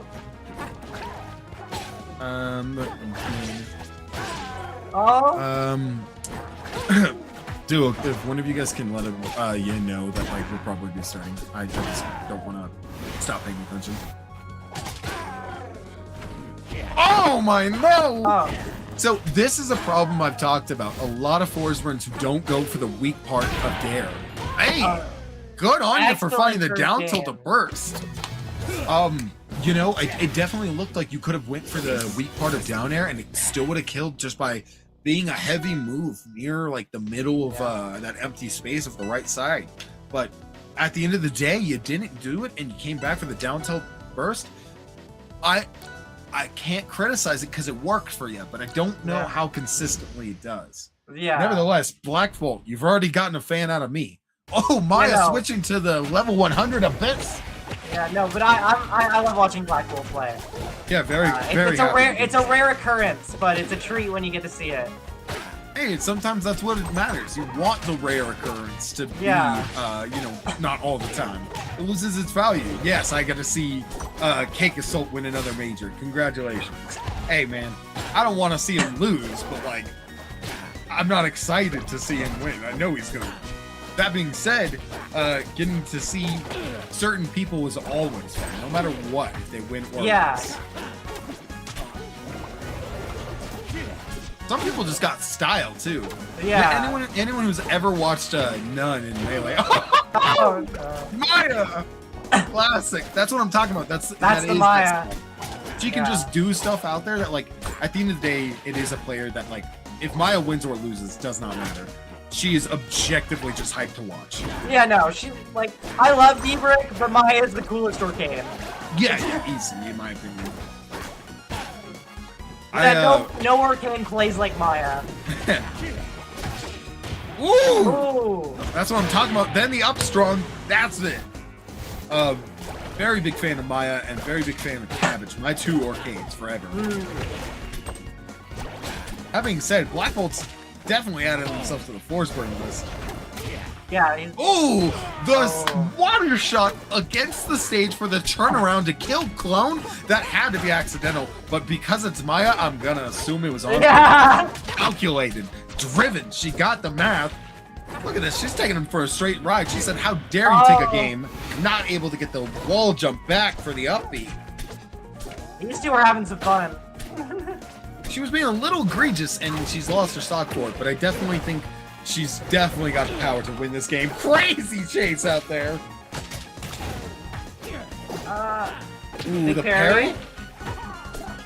He doesn't quite get the conversion. Ooh, nice little combo. Not able to get the kill, but just right in the spot. Not gonna find the grab. Is that gonna Wait a take minute. it? Not quite. Oh man's got DI for days. What I'm really liking from Black Bolt is the patience in the moves and not the utilization of things like cape. Not using cape to just try to get in these moments. Just waiting and finding dash attacks, finding grabs, finding jabs. Much more like movement and like positioning. Like, look at that. Just waited and went for the nair in case the shield stood up that you could just kind of retreat back. There we go. Oh, that's gonna take it! Yeah, using the once in a while phone to be the distraction to find the poke and get the kill. Crazy to see it because I thought for sure we were gonna get a game 3. I thought for sure we were gonna see a game. Yeah, no, me too. Excellent work from Blackpool. Big fan, Black Bolt. You know, always sick to get to see, you know, a Force Burn, much less a Force Burn who isn't just spamming cape. But, you know, very much doing stuff that I gotta respect. And again, that game 1, part of me just doubts you. But hey, you had it, so I can't even call it out. If I'm gonna recognize that Maya's gonna get that crazy, you know, water droplet to hit Clone, I gotta recognize that you went back for that down tilt on purpose. So just 2 amazing players. Yeah. Fun fact: winners top 8 is Sophie and 3 BC players. Hey, let's go BC. BC. Crazy. We'll get to see a Zetterburn, an Orcane, a Crag, and a Forceburn, which of course, obviously Sophie and Outcast both kind of like a little versatile in that option here, but you know, good picks. You know, we've got our top 8 set up. In loser side, you'll hopefully get to see Mustard, Era, Maya is going to be fighting Yasuo, and Haze and Uber are fighting it out. So it's going to be somewhere between those 4, but of course, you'll definitely get to see Mustard and Era continue as they've had 2 amazing performances already. Delta, you want to go ahead and help close us out? Sure. Thank you all for being with us, enjoying our commentary here, or at least hanging out with us. We had some amazing sets. Definitely stick around like 15 minutes for top 8. And have a good night. Go to your locals. Support your locals. Go to your locals, and thank you for joining us here. We'll see you soon. Bye.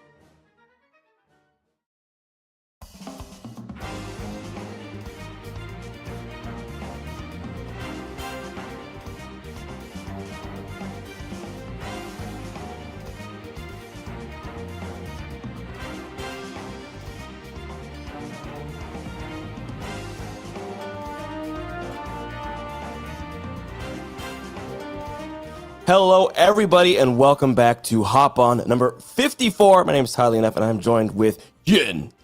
Yes, sir. Yes, sir. Hey, Todd, how we doing, King? Dude, I'm doing great. I am so excited. I love whenever there's like lower amounts of players on Hop On. It's like the narratives get all juicy. And look who's in winners. Look who's in. Where's Maya? Where'd she go? I don't know. She lost to a TO. Yin, a TO. What do you mean? Oh, yeah, no, my girl, she struggled a little bit against that TO. Went ahead and dropped the Black Bolt, of course. That Forsburn. I mean, a lot of people, okay, my favorite thing to bring up as a caster is Stango saying that Forsburn is #1 of the game. So I will never drop an opportunity to joke on my man and like bring that up. I don't know. Maybe the character is a little cracked. Maya going ahead and dropping out. That character does have some crazy buttons. I mean, the buttons are nuts. And like to be fair, of course, like Maya SD, right? Which it's but like also maybe it's scared. This is the thing is that I think Forz has been strong since day one. The thing is, if you can't exacerbate his biggest weakness, which is that recovery, then you're just fighting somebody with insane buttons, a dash that basically teleports through the stage. Like my guy, his dash dance game is insane, and then he's got down tilt. Like, yeah, so. Nobody should be sleeping on Force, least of all that one Outcast, my guy, out here with the crag. No more Lorena. He said, I'm done trying to grapple. I'm going to just use the original grappler in Rivals of Aether 2 and get that pressure. Look, we already have a shield break in. Dude, and immediately going for the command grab right afterwards. Just go ahead and turn him into the block. Side note, I love that little down throw into the down B. It's not playing as safe as I might expect with it, but it's still working out great. Go ahead, get that teleport up. Barely making it back. Black Bolt kind of struggling a little bit, but hey, that's what it is when you're fighting against not only Crag, but Outcast. It's true. And like, fortunately for Black Bolt, Outcast likes to edge guard from the stage or above it, as we just saw with the pillar setup. Look at those 2 feet to seal that first stock. But my guy does not typically go after him. So as Forz, Black Bolt should have opportunities to reply here. But speaking of, we got to get some extra percent, 84 on Outcast. I'm trying to get that number higher, a bit of shield pressure, but Outcast has been so ready for all of these options. Ooh, having to go ahead and drop that block right there. Oh, sitting on the pillar, a mistake has been made. You are dropping another stock right there. This has been a big issue for Black Bolt thus far, is just getting pushed low and Outcast having the right option to go ahead and respond, whether recognizing that, hey, I could go ahead and pop that fair, kill you. Right now, though, we got that bear. Go ahead, almost kill Outcast. Still, let's go ahead, absorb some smoke, make it a little bit scarier for you to be on the defense. Yeah, we're not seeing much of the Waveland grab. I know one of the things, like, some Forzes don't really love his grab game. So maybe Black Bolt not kind of using that option right now. We'll see if that adaptation comes in, because the shield on Plat was working wonders, and right now the massive pressure into the corner is working even better. There we go. We got the clone dash. We make it to the ledge. We do. So we have another opportunity here. But look at it. Literally, he's just holding shield. Like, if you're not gonna grab me, then I don't have to let go of this button. I'm cracked. I'm so big. My normals are huge, bro.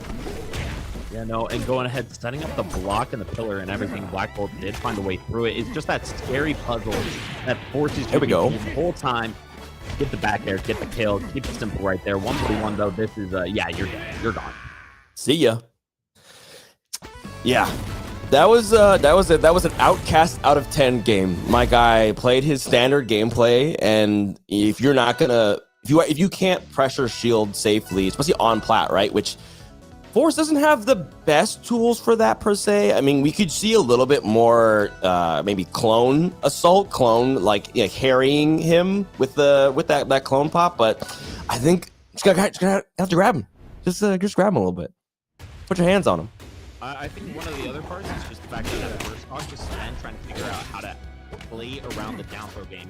And right here, we're now seeing the layers after seeing that, hey, Black Bolt is recognizing how to play around that down throw into the down B. Still, though, can't scrap with Outcast. Outcast sending out those nairs, sending out those bears, and making it so difficult to play in those close quarters.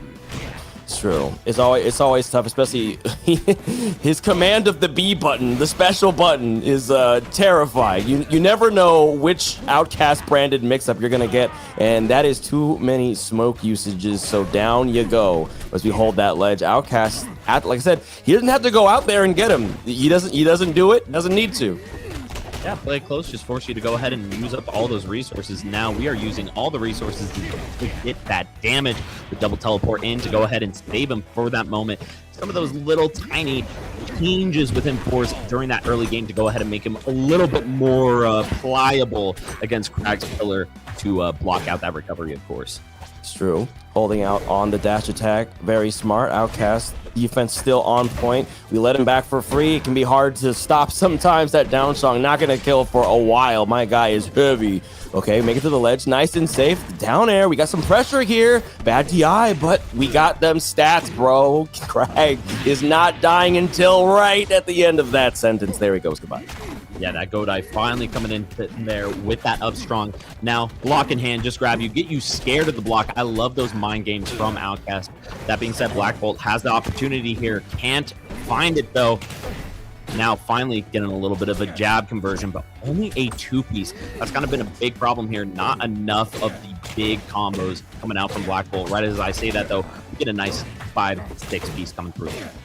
There it is. This is what you want if you're Force Burn on Godai. You want to be going between the platforms, using Nair and up air, mixing up, and with a little bit of fair, kicking with the tootsies just a smidge to try and get those percents growing. And it was working for a while. This offstage situation has gone awry for Outcast, though. At Black Bolt at 160, many things will do it. But if we can get some percent on the way back, that might be it. There we go. Unsafe. Back to the ledge. We are getting pressured. We cannot go all the way out there, though. Crag, my guy, can just go in between state lines. He's got so many different passports. He crosses borders whenever he wants, man, for free. Don't even check his trunk.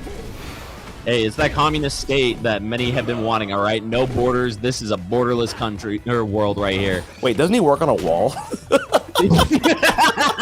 I don't know what you're talking about. There are no walls here inside of Aether. Go get him! Get him, Black Bolt! No, you get can't go him! that low. He's gonna. No! Yeah. Hey, could you imagine punishing Crag? End of Wait, sentence. you thought that's a thing you could do? Not if you're not Fleet. You gotta be Fleet. Oh man! Oh, the lock's coming out. Okay, That's heavy not fight. Fleet. That's true, but Meatball. I mean, I guess you could go out there with Fair, and if he's got magma stacks. Yeah, but if you got the magma charge, you got plenty of options. In my head, I think one of the bigger reasons why we're seeing the Loxodon pull here is just that big ass axe. All right?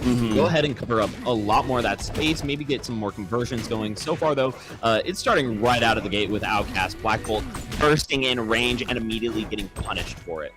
Yeah, Outcast is giving that kind of like top player. You haven't beat my layer 1 yet. Like we've seen several, like the down special, right? Like Black Bolt is clearly reacting, but he is rolling in, and so he's picking an option that Outcast can cover even after using down special. I don't know why, but Spires give Crag a lot of advantage. Not with them dying off the bottom though. So there we go. Finally a lead for Black Bolt.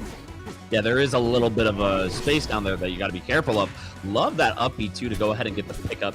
Still though, 88%. We're doing nice and good. No coverage off of the down throw. Just go ahead, tech away, get out of there. We don't want to be playing with that Crag. No. No, the best counterplay to Crag is to never ever get hit somehow, which can be very difficult. All right, There we go, pushing into the upper right corner of the screen. Hope that you got a big old monitor because we be playing in the magnifier. All right, punch. Got a little bit of pressure here, but Black Bolt doing a great job at going in and out there. That rock might have just saved his life a little bit. How much more can he get? The pillar comes through, but of course we get an up air off of that. We even up the stocks 2 apiece. You're in game number 3. Get rid of that block, all right? That was some Steve Ash shenanigans. We aren't playing that Smash Brothers right here. Get that out of here. You know, Dan has said that he thinks Steve is a Rivals character. It is. Steve is a rival character. Like, how do we all feel hearing that? I agree. I just think, like, it's in a game where none of the characters have the tools to play against a rival's character, you know? This is very much the case, but you know who is using their tools very well is Black Bolt. Like you were saying, that big axe has been crucial in just sort of not engaging with Outcast. We got caught with a rock in our hand. What's the follow-up? We're not going to push for too much pressure. Instead, it's just trying to play that mid-game, that you know, that ranked Loxodon game. It's working out really well. The back air with the punish, push onto the pillar. Can we get a little bit more pressure here? He's got 2 of them. Did you know? We could just pull those out of nowhere. Even the frozen wasteland, there's pillars down there. Had one already set up. Go ahead, land, get the next one coming. It's kind of that thing that we saw from ZB at Genesis X3. Now at this point, we're getting that Loxodon tech chase, the classic, the up strong, the up strong. Make it nice and easy. Go ahead and get that stock lead re-secured. Only 57% at this point. As you said, is that big ass is taking up so much space. Now though, Outcast taking up his own space with the pillar and the fairs. That's gonna get a stock. Dude, that was textbook Outcast stuff. He, like, all of his little Outcast traptions all working in concert, one after the other. My guy is improvising in a terrifying way. Even stock, just about even percents. We're pushing into the corner, though. Outcast doesn't want to let Black Bolt have the space that he's been using to have an advantage for most of this entire game. But right now, he finds an opening. Still dropped it, though. What a grab.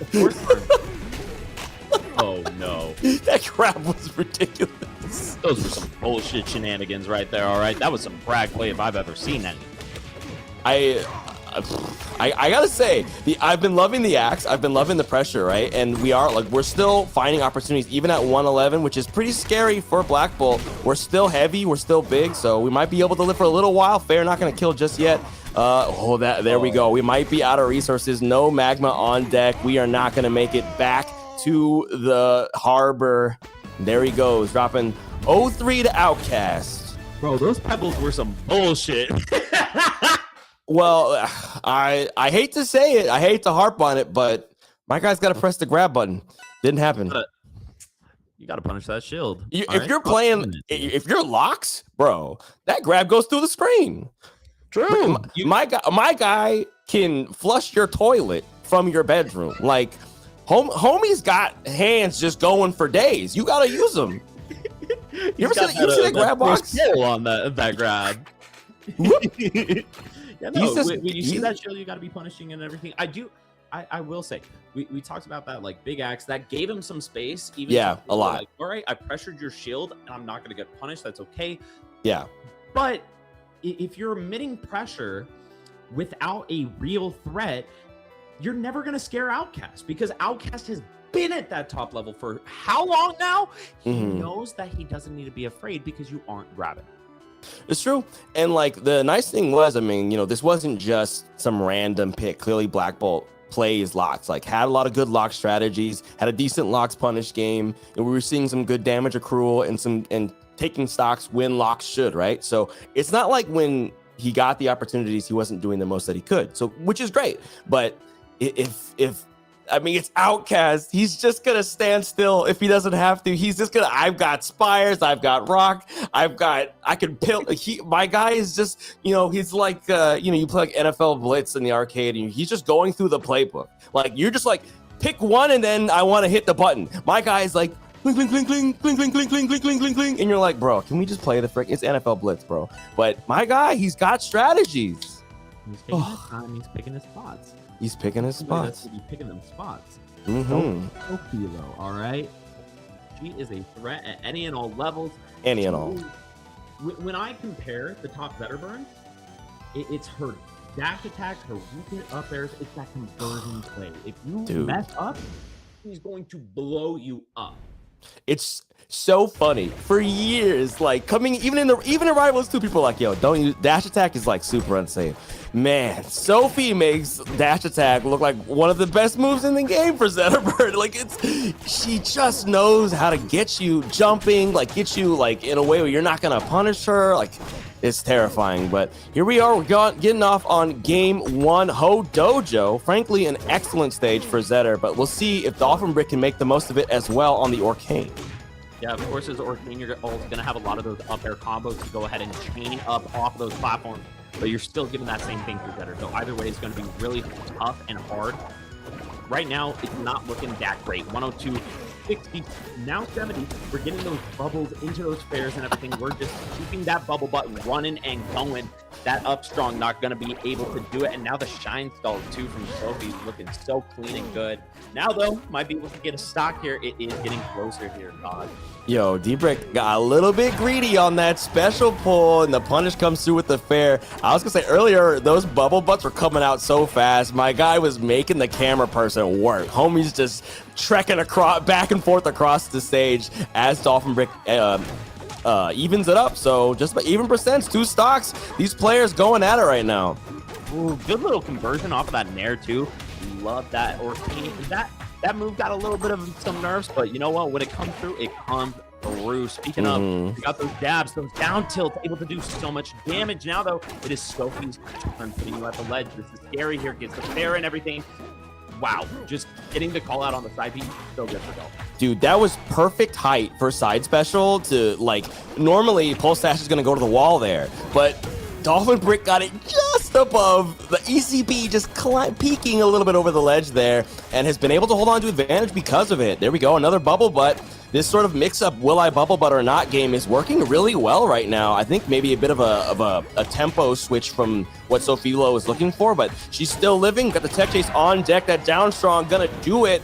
We are finally up a full stock here, but for how long? Last time D-Brick evened it up pretty quick. Yeah, no, it was one tech chase, done. 26% though, of course, having that pull to go ahead and just get out of there for free, thank God. Now though, Sophie with the up air chains, almost getting the fireball too, saving them with the Nair. Oh no, you gotta go ahead and head back to that puddle. No, somehow making it back. Man, I love Orcanes not going to puddle while their opponent stares them in the face, because it really is the most like, did I leave the oven on feeling. Like, you're like, wait a minute, should I go home? I'm not sure. Maybe I should. Maybe I should. We're making the decision. We do find that call out. Dolphinbrick not able to even up, and instead dropping a 2 stock in game number 1 of winter semis. I know you mentioned that. Do I have that oven on moment? And unfortunately, it was on, and Sophilo was planning to go ahead and commit an arson. I'm telling you, every hop on barn burner. Don't watch hop on in a barn. I've said it before. If Sophilo is here, you need to get out of the barn. You don't have to be in the main house, but you can't be in the barn. It will immolate. Grandpa lost the farm, unfortunately. Yep. Kiddos were watching hop on in there, and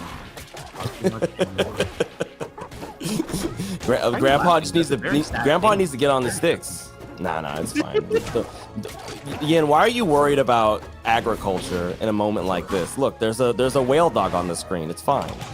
This is some pretty cool. I don't even. Is that like magic chemistry? I don't know what this whale dog is. I still think that his design is so excellent. I'll never not be happy about it. Amen. All right, game number 2, we are on Jules Vale. D-Brick's counter pick here. Again, off to a pretty good start for the Brick Dog, but we're trying to battle out of the corner here. The follow-up in the F-Strong, not going to kill just yet at 120, though. Any strong just about should do it. However, Sophie has found her way in, pushing off the corner there. There's the shine spike. Can we make it back? Yes, we can. We are Orcane. Never mind. We hold that ledge. And Sophie steals the lead out from under D-Brick. Yeah, that was just such a scary moment there, because you want to go ahead and get the ledge instead of going to the puddle, but you have to rely on Sophie pulling that trigger a little too early, and just nerves of steel right there. Yeah, I think especially in that opportunity, Sophie's thinking, will I die if a hit trades here? No, then why not? Let's just see if I can take an entire stock instead. And it worked out. And right now, the punish is continuing at 156, by the way. Zetterburn, 156%, by the way. Living to crack percents, by the way. D-Brick's got to find something. F-Throw, not going to do it without the puddle being down there. And we're down to 1 stock on the whale dog. We finally just picked the first one from Sophilo. Dude, Sophie's advantage state off stage has been phenomenal, and look at this, immediately trying to go ahead and push Dolphin into that corner. One of the big reasons why you see the stage pick. And okay, we're just wobbling. We're wobbling. Yo. We don't want to play your favorite game anymore, bro. What do you even do? Put that in the manual. Here's some tips on how to play Zetterburn. Juggle the dog forever. That's a hack code right there. Yeah, you're not seeing that till the end of Tunic. Have to unlock all the manual pages for that secret. Sophilo definitely clearly feeling herself. Dolphinbrick DIing the throw correctly. Not so much the fair, but does live, thankfully, just by the skin of his 100 weight. Oh, there's the parry. Can we get something started here, Yid? Oh my god, maybe gets back. Yeah, not a planet. You are ready for that strong hit back there. The fact that that connected is crazy. 155 now. We know what it is. All right, we just need one little hit, and Sophie wants it. That being said, Dolphin doing a really good job of just getting the tech chases and everything, getting the resets. Can we go ahead and get another Sophie? Garen, bro. Oh, okay. I see why you're scared. I understand. Yeah, that was really impressive from Dolphinbrick. I think like he clearly switched to a very specific mode of play, and Sophie was like, I think I see what the flaw in this approach is. Parries the bubbles. She was correct. It was so good by Dolphin because all of a sudden this game that was very high octane and everything, recognizing that Sophie has been very aggressive, and that's like Sophie's one big weakness as a player. She overextends inside of neutral. She gets really aggressive. She wants to get the hit and she wants to play aggressive. So Dolphin doing a lot of those nares, bears, and everything to go ahead and try to shut her out. And just the two bubbles from fair was all she needed to get the parry, as you said. Yeah, it's impressive. And I mean, I think there is, that is kind of a difference in styles between these two, right? Dolphinbrick willing to play patience, even though he obviously knows how to box as well. And Sophilo, this is the thing, is that the best times that we've seen Sophilo perform have been when she's been able to summon that patience, play that long game, and, and then finally find her opportunity to go ham, right? So we'll see if she can get it here in game number 3. Right now, down a whole stock, just about lapped in percent, actually, but we find an opening. Yeah, and here's where those those up airs, the shines come through, really do their work here. Look at that. Tech chase, go ahead, reset it up. Already 90%. I mean, the big thing was getting that stock ahead all had to do with one edge guard. Can we go ahead and duplicate it? Yeah, right now I'm seeing Dolphinbrick is trying to just hard call out the dash dance game. Like these run up hydroplane F strongs are so difficult to deal with if you are trying to dash dance. Even on reaction, it can be difficult to pull the correct option in time, right? Because that F strong is so fast. The fire hydrant just explodes forth, and as I say that, pushing again all the way to the corner, we make it to the wall. How safe can we be? Excellent. Sophilo staying alive. And right now, definitely on the comeback here. Can we stop Dolphinbrick from going to the puddle? We can, but we can't avoid the hit. I know that was such a hard thing this time around. Dolphinbrick having that puddle at the opposite side, so important. And here's where it gets scary. The baby dash, not quite the turnaround that Sophie needed there to go ahead and get the kill instead. Oh, Jesus Christ, Sophie. Wow. Calm down, Dolphinbrick, not playing with that. Yo, Grandpa already lost the farm. You don't gotta bet it. It's already you don't have the deed anymore. Speaking of no deed, no puddle on the stage, and indeed that might spell death for Dolphinbrick as well. It does. Sophie at 147 though, but we've seen that that's not even as high as it can go. Oh Jesus Christ, we are opening up right out of the gate. 46 back here too. I mean that was just kind of disrespectful. Just a smidge. Is Zetterburn ever respecting anybody? My guy, respectable as hell. He hits you once and gets an up strong. We don't know why, but it's the most disrespectful thing. Hey, I'm gonna just hit you with up strong off of anything because I am a war criminal. It makes sense. Oh, we pushed all the way into the corner. A couple of fairs pressured into the sweet spot, and that is gonna do it. Sophie with the clean 3-0. I mean, I say clean. Dolphinbrick definitely had some excellent counterplay, but it's just hard to argue with your girl, man. She's just... The thing that I think shined the most, pun not intended, but welcome, was the edge guarding, especially like the shine spikes. And it was very clear that Sophie is well versed inside of that matchup. I mean, yes, being very close friends with Maya, there's not a planet that Sophie hasn't grinded that out, and it showed. Yeah, no, I think all the planets that I visited, I always see them playing. It's crazy. I don't know how they get the money to travel to these planets. Me neither, though. But so maybe that's just the magic of playing rivals in every Yeah, the They keep multiverse is winning. all the same thing. That's exactly. This is their destiny, is to just keep playing Maya into Sophilo. Which, hey, maybe it'll happen today. Maya's got to make one hell of a run. A bit of a bracket update for you folks. Of course, we don't stream losers round 1 of top 8. Era did take it 3-1 over Mustard, and Maya took it 3-1 over Haze. So we're getting close. We're getting closer. We'll see. She's gonna have to play Dolphinbrick, I believe. So it's gonna be a Orcane on Orcane violence. So little curiosity from my brain, seeing that Era is from like Cali on their Start GG page and everything. Yes. Is this the same Era that is the NorCal Steve player? I'm gonna go ahead and say I have no idea. I do not know. This is the only game that I pay attention to, Yin. I apologize. This You know and what? Super Battle Golf. That's Those are paid. the only two esports that I'm interested in. Probably somebody was. I mean, people were talking about Era, so they seem like a known individual. I mean, they definitely were playing like they know this freaking game. So, and look at it. I mean, they're top 6. So. True. Probably pretty good. Might have some history kicking butt in other games. I don't know. Well, hey, you know what? I welcome it and everything, and you know, welcome to the better game. It doesn't have Steve, Yeah. but Well, they do play Clarence, so you know. oh shit. Well, you found the one. Yeah. All right. I one. appreciate that was your reaction. That means we can be friends. Hey, dude, I was one of those people that was saying Clarence was broken from day dot. I knew what it was. I remember I first played the beta and I was like, why is Claren this fast? Did we not play Claren before? Did we not remember what that experience was supposed to be like? and then she never got not fast. It blew my mind. I swear I'll never get over it. Never get over it. I will always remember the patch that they changed her down tilt and her F strong hitboxes, because the amount of texts that I received apologizing when they saw what those hitboxes used to be. So funny. I That swear. was criminal that ever existed.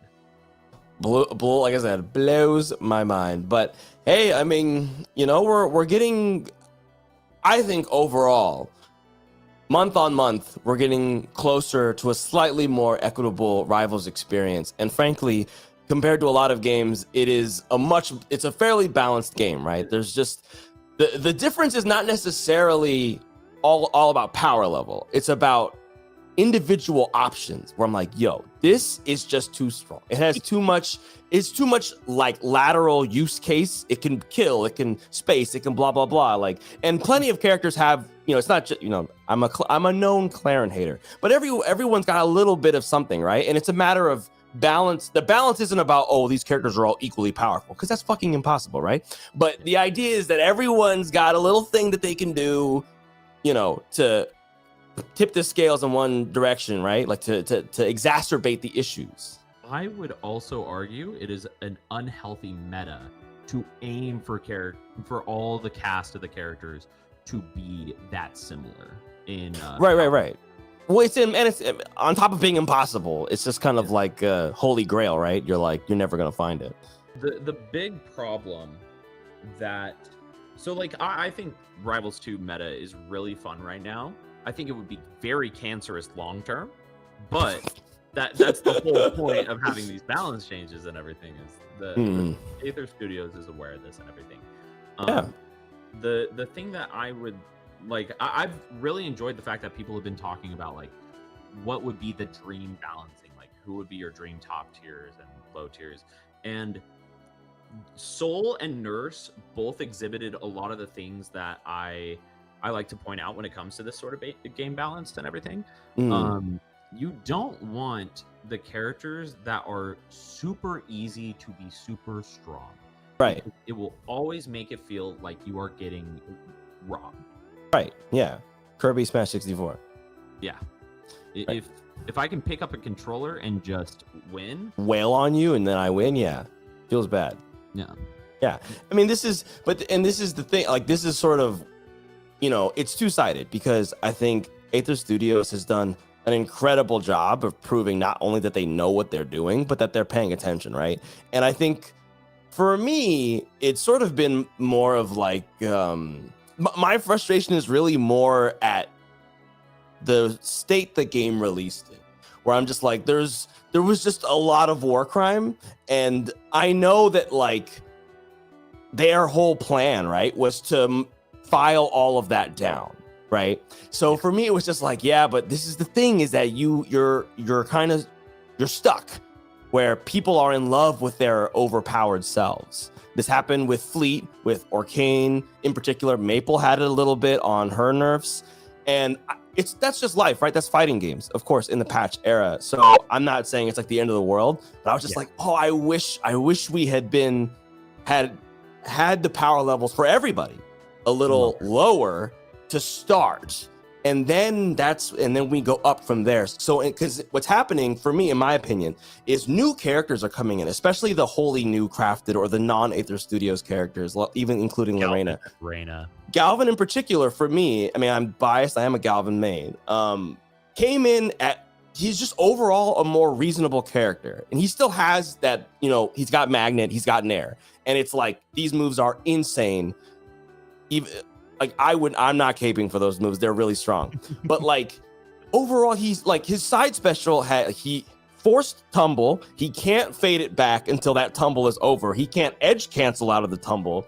Like, he has a lot of little things that they've done to make sure that drill rush, which is very strong, difficult to tech, excellent kill move if you alter it in an unexpected way, has counterplay, right? And so I just feel like some of the legacy characters just didn't really get that pass, where it's like, did you guys realize how big Crag is now and what that does for his hitboxes? Like, if you play Rivals 1, and I know you're a knower, Crag was the same size as most of the cast. Crag and Zetter are the same size.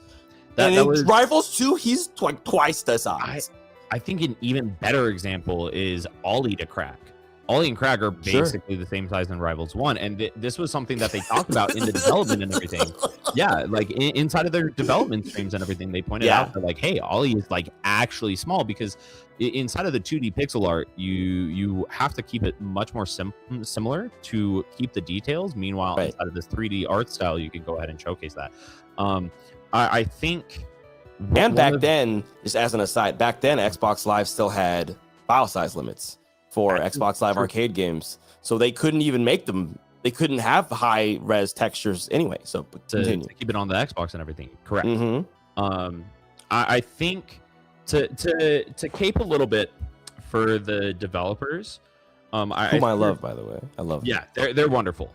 Like I don't. Yeah, I should say Todd has been in this community for a long time. Like, both of us have been like Rivals 1 heads and shit. We love this game series and everything.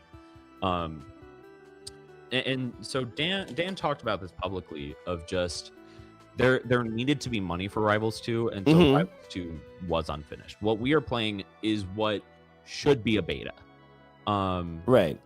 I do agree that I wish the power ceiling would have been lower, and I think that was one of the great parts of like some of those earlier patches, was just plummeting several characters. I say this as somebody who mained Fleet. Right. And given if it weren't for the fact, like, I fell in love with Zetter and just hitting Shine, because I'm a brain dead mofo who just wants to Shine over and over and Shine combo, because it's cocaine to me. I mean, we saw Sophilo just bouncing Dolphinbrick like a toy ball. It's fun.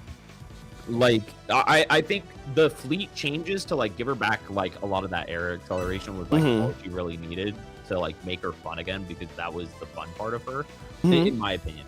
But like all those changes to bring down a lot of the cast was very much necessary, because it made it so that matchups felt like they were like an 80-70 matchup should not exist, and that's what it felt.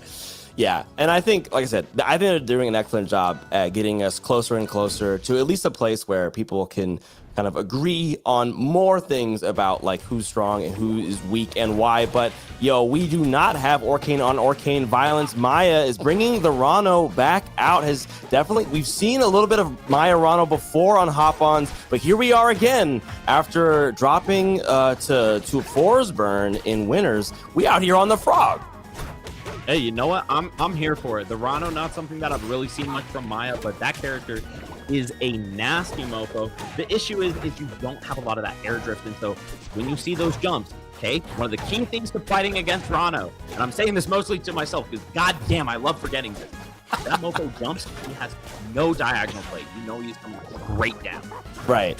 Yeah, and I think so. I was talking a little bit to Maya about the Rano, about the frog pick. You know, is it real? Like, what's the thinking here, right? Because she's been like one of the Arcanes for so long, right? And she was saying that the Rano is real. She's definitely putting real work into him, and what he's doing is he's expanding her view of the game, her understanding of the game, and keeping the game fresh. So.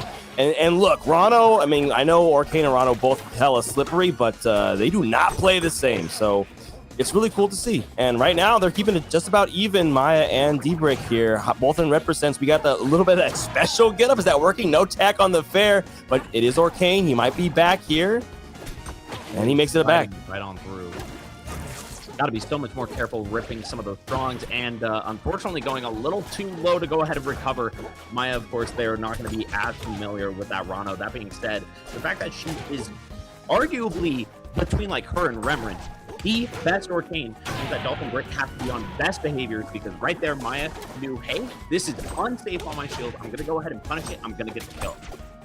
Yeah, that is kind of like, you know, an excellent little cheat code to have is knowing your opponent's character inside and out. But we do know that Dolphinbrick, well, actually, you know, I say that, but I know that he hasn't gotten to play quite as much lately. But Bird, also a Canadian Rano who is extremely good, and I'm sure that they've had battles before. So, I mean, look, and Maya and Dolphinbrick have played plenty. So, I mean, like right now, we're seeing plenty of respect here, right? And, you know, not too much overcommittal in the neutral. And as I say, that Dolphinbrick pushing out on a combo, and Maya holding down again. These SDs, they're adding up, girl. You got to hold on to these stocks. You got to be so much more careful. We saw what Dolphinbrick was doing, pushing Sophilo to the brink, and now at this point, pushing Maya to the brink as well. That Nair, by the way, just going ahead, getting the catch on the tongue. Love that from Dolphin. That being said, only 42% in extra credit thus far, and need to get a lot more and comfortable, and it's doing so.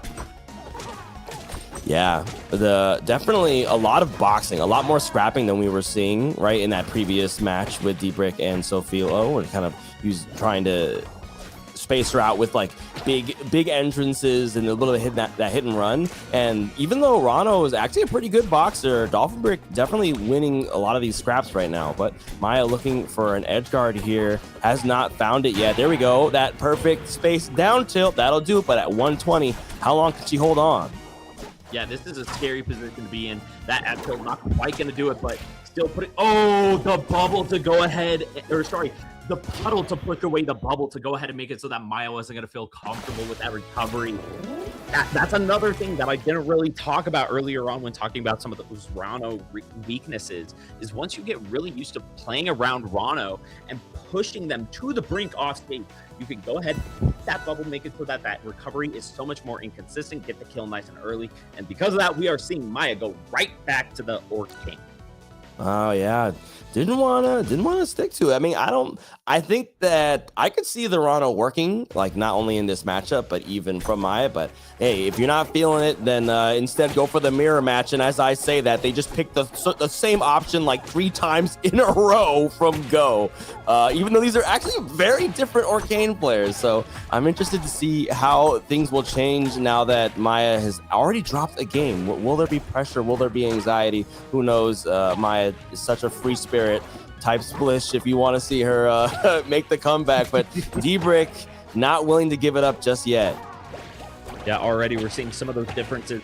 Maya going for a lot of that safer play with the down B bubbles, with the up tilts. Meanwhile, Dolphinbrick, we've seen a lot of like aggressive fares, aggressive nairs inside of neutral and everything. Maya keeping it low to the ground, getting that down tilt into the up air, almost getting the kill. But hey, you know what? Jules Vale gonna let you live a little bit longer today. It's true. Yeah, the grounded game from Maya is one of the reasons why she is so terrifying. Such a strong handle on the movement. However, we got popped all the way out F strong to clean things up, take a little bit of time on the heaven platform to center ourselves here. Or maybe we just hold the ledge and Deeproot might die. There it is. Yeah, throw a puddle while you're waiting for your punish to be delivered to your table. The waiter has no other questions for you. You can send him on back to the kitchen. Now at this point, let's go ahead and cook up a little bit of an up air combo. Not much damage, but hey, we take what we can get. You know, a little bit of a hors d'oeuvre never hurt nobody. Now at this point, getting that grab, getting that forward throw. Dolphinbrick trying to play in that corner. Dolphinbrick has really loved just focusing on that positioning, but Maya has not allowed it to happen. Just maintaining that tender control almost at all times. It's true. I think Dolphinbrick is looking for these down tilt approaches now, and Maya going for it, like a little bit of that mix up, but the down tilt is so strong, even against Arcane, shockingly enough. Yeah, there it is. We're scrapping now. Dolphinbrick looking for low aerials to pop over the down tilt. It's working out right now. Get a little bit of an advantage. What can we do? Can we get back to puddle safely? No, we can't. However, we are not able to extend that punish. So Maya has another way in, but will she able to hold on? No, she will not. She holds out instead. There she goes, dropping down to her last stock for game number 2. Damn, at this point, Dolphinbrick looking mighty fine here. Getting the down tilt, but you know what? Maya is ready with that floor hook. That's the thing, you've got to be aware at all times. What can my options do? Do I need to go ahead and hit the grab? Do I need to go ahead and immediately start jabbing? Because you know what? Maya's going to be ready for that. Yeah, the floor hug game, especially like in these like low percent, like I really need this type situations. Speaking of, we had no puddle for that, but we were able to make it back. Now Dolphinbrick, the one stuck in the corner here. Oh, that F tilt for the anti? Yeah, we taking a chomp out of your tootsies? Yo, that's messed up. The F strong comes through to cover there though. Maya makes it back. She's still alive and still fighting. Going for Dolphinbrick's neck here, or the torso. Who can tell which one's which? And I have no idea. The F up strong, that's gonna do it. Dolphinbrick holds on, puts another one on the board, up 2-0 in losers quarters.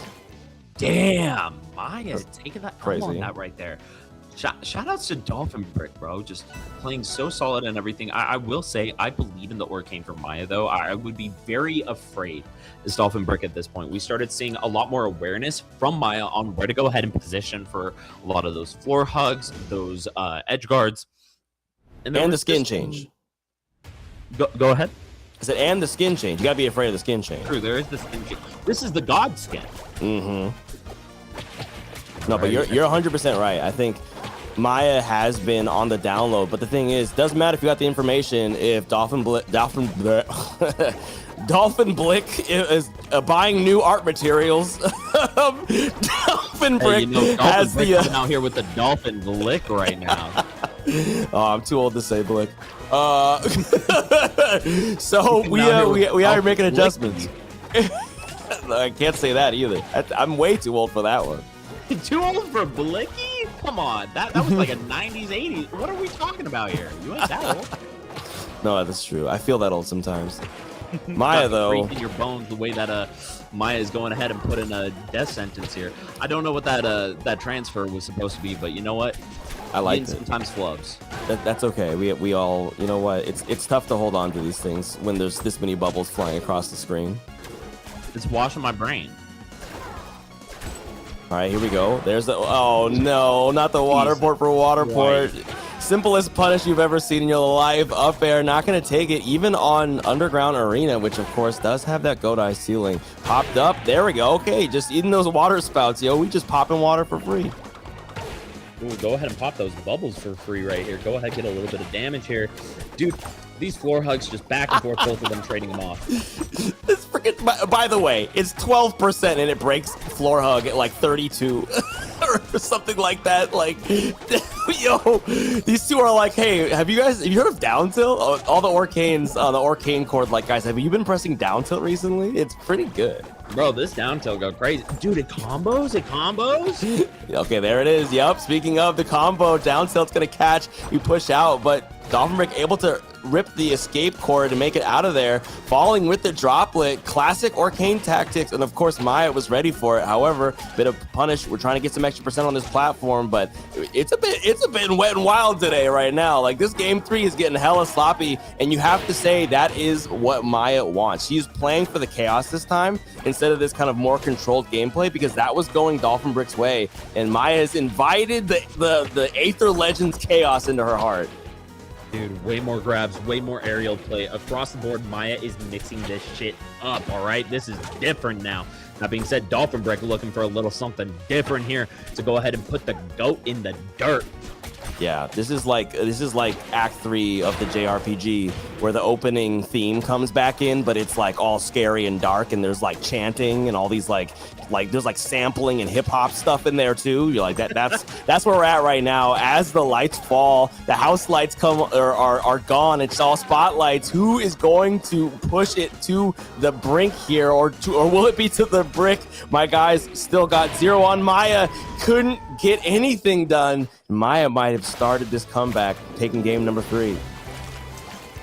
Yeah, no, Dolphin going ahead and dropping that game number 3. That's one of those moments that you got to feel a little like tension in the heart, right? Like, you were so close to beating somebody who has won some hop-ons, you know? Like, Maya has put up some goddamn numbers in Rivals 2.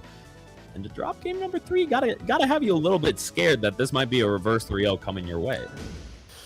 Yeah, we'll see. Dolphinbrick, no stranger to competition at the highest level, so I would imagine that those nerves will be, not too frayed. But who knows? It's a Monday. How'd your day go? What's the energy like? What's the vibe? We're here on Fire Capital though, so we know that Dolphinbrick was ready for the counterplay, wants that controlled gameplay. We'll see if Maya can bring the chaos that brought her the dub in game 3. Yeah, I like this. As you said, open it up a little bit wider, keep that control a little bit more maintained. Dolphinbrick has really enjoyed that. That being said, Maya really slippery in that movement, goes ahead and gets the blow to blow. Caught up by the forward air after the miss. Do not matter. We go ahead and get the hit. I like that recognition from Maya. Just go ahead, put my puddle right on top of yours. I'm going to call you out. Yeah, absolutely. And actually, I did a little bit of research as this Upstrong comes through and says, bro, you reading a book? Get blasted. There was an event very recently on, it was a Thursday of last week. These two actually played in Grands, and Maya took it 3-2. The last 2 times they've met. In fact, 3 of the 4 times they've met have been 3-2s. 2 in Maya's favor, 1 in Dolphinbrick. So these two have battles, man. They go the distance, and I'm here for it right now. Maya ready to go ahead and send him a little bit of a distance right here. We get a couple of up airs chained together, and now at this point, yeah, go ahead, pop those bubbles on me. Try to see what happens here. Maya locking him in the corner. Dude, Dolphins are great. Ooh, yeah, and we missed the hydroplane there. Upstrong not going to connect. That was an excellent opportunity to clean this stock up. Can we get it this time? No, we can. Instead, the drop through Nair. Maya stays in advantage. The belly flop. Yo, show him the undercarriage, and you lose a stock for it? That's disrespectful. My God, bro. What the hell? I'm telling you, man. She got the chaos in her now. Look, when the belly flops are coming out, that's when you know she is locked into only, a couple of fingers on the wheel, not the whole grips. We just letting it roll around a little bit. But look, is this her opportunity again, pushing with an excellent combo here all the way to the corner. We got the ledge game on point too, pushing as far as we can with the nairs. Yeah, I think that Maya might have her sights on a game number 5. Dude, she's looking clean right now. Not only up a stock, but got bro at death percent at this point. 110 gets the down throw. Ooh, the little bit of a slip away to make it much harder to punish, and made it so that Dolphin only got that 1 hit off the whip on the down strong there. Oh, Jesus, that was such a smart option. I love that option. It didn't work, but that was so beautiful. Okay, Dolphinbrick finding an option here. Bubbles pushing in for the pressure. Down strong. Yo, we on Fire Capital. That's your counter pick. She gets to live. Oh, imagine that backfiring that hard. That being said, 175. Maya, no puddle up there. That's going to be gone. She's got to play perfect. No big deal. No big deal. Oh, it is. And there. big deal for you. All right, you gave me that. This is what I wanted. All right, I wanted the platform, the angel plat invincibility, and everything. That way, I could come down and kill you. Right. I could just murk you.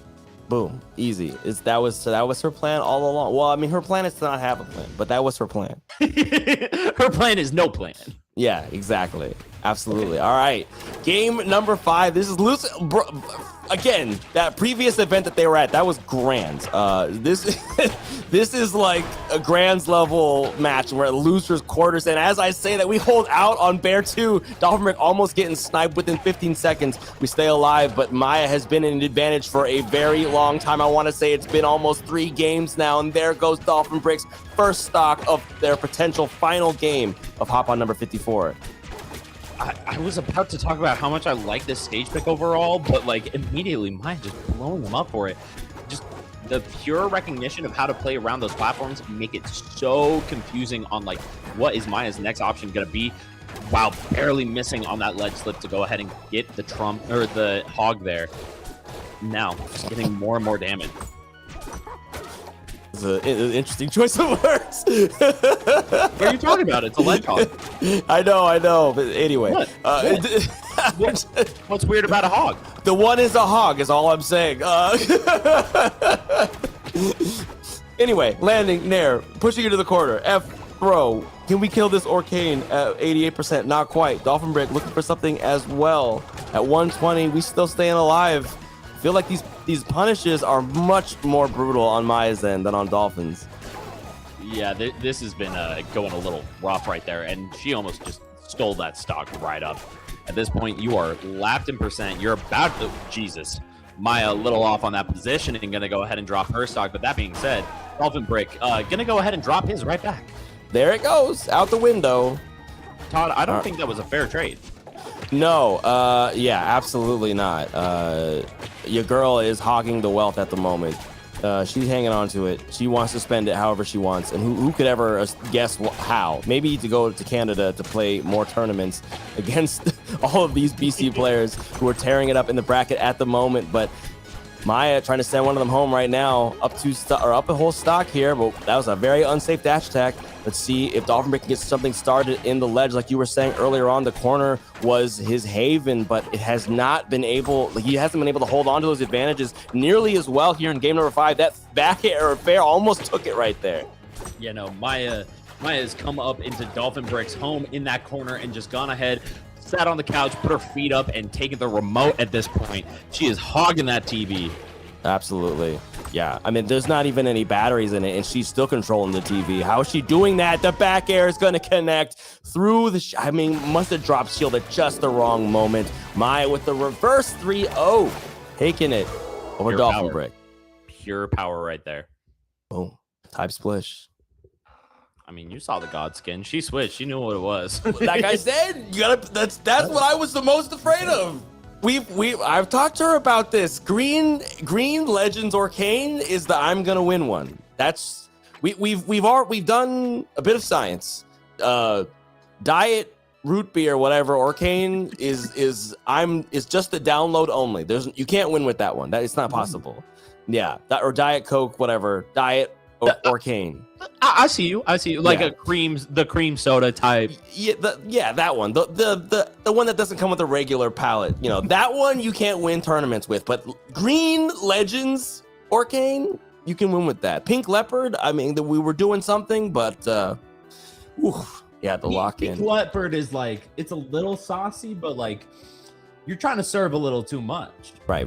Yeah, maybe that's when like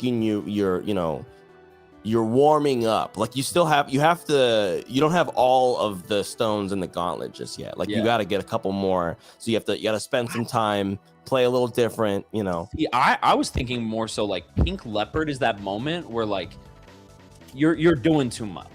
You're doing just like you're wanting to like be clean, look nice, and so you're just doing a little too much and you got to pull back a little bit, Yeah. It's funny. You would one might think Pink Leopard would be the chaos, but it's not. This is the thing: is Maya dictates these things, True. All right, we are getting into winners finals. Outcast versus Sophilo. This is a bit of a hop-on classic, but we've seen what this lady can do to Crag. So Outcast on him to prove that he's got something new to show us.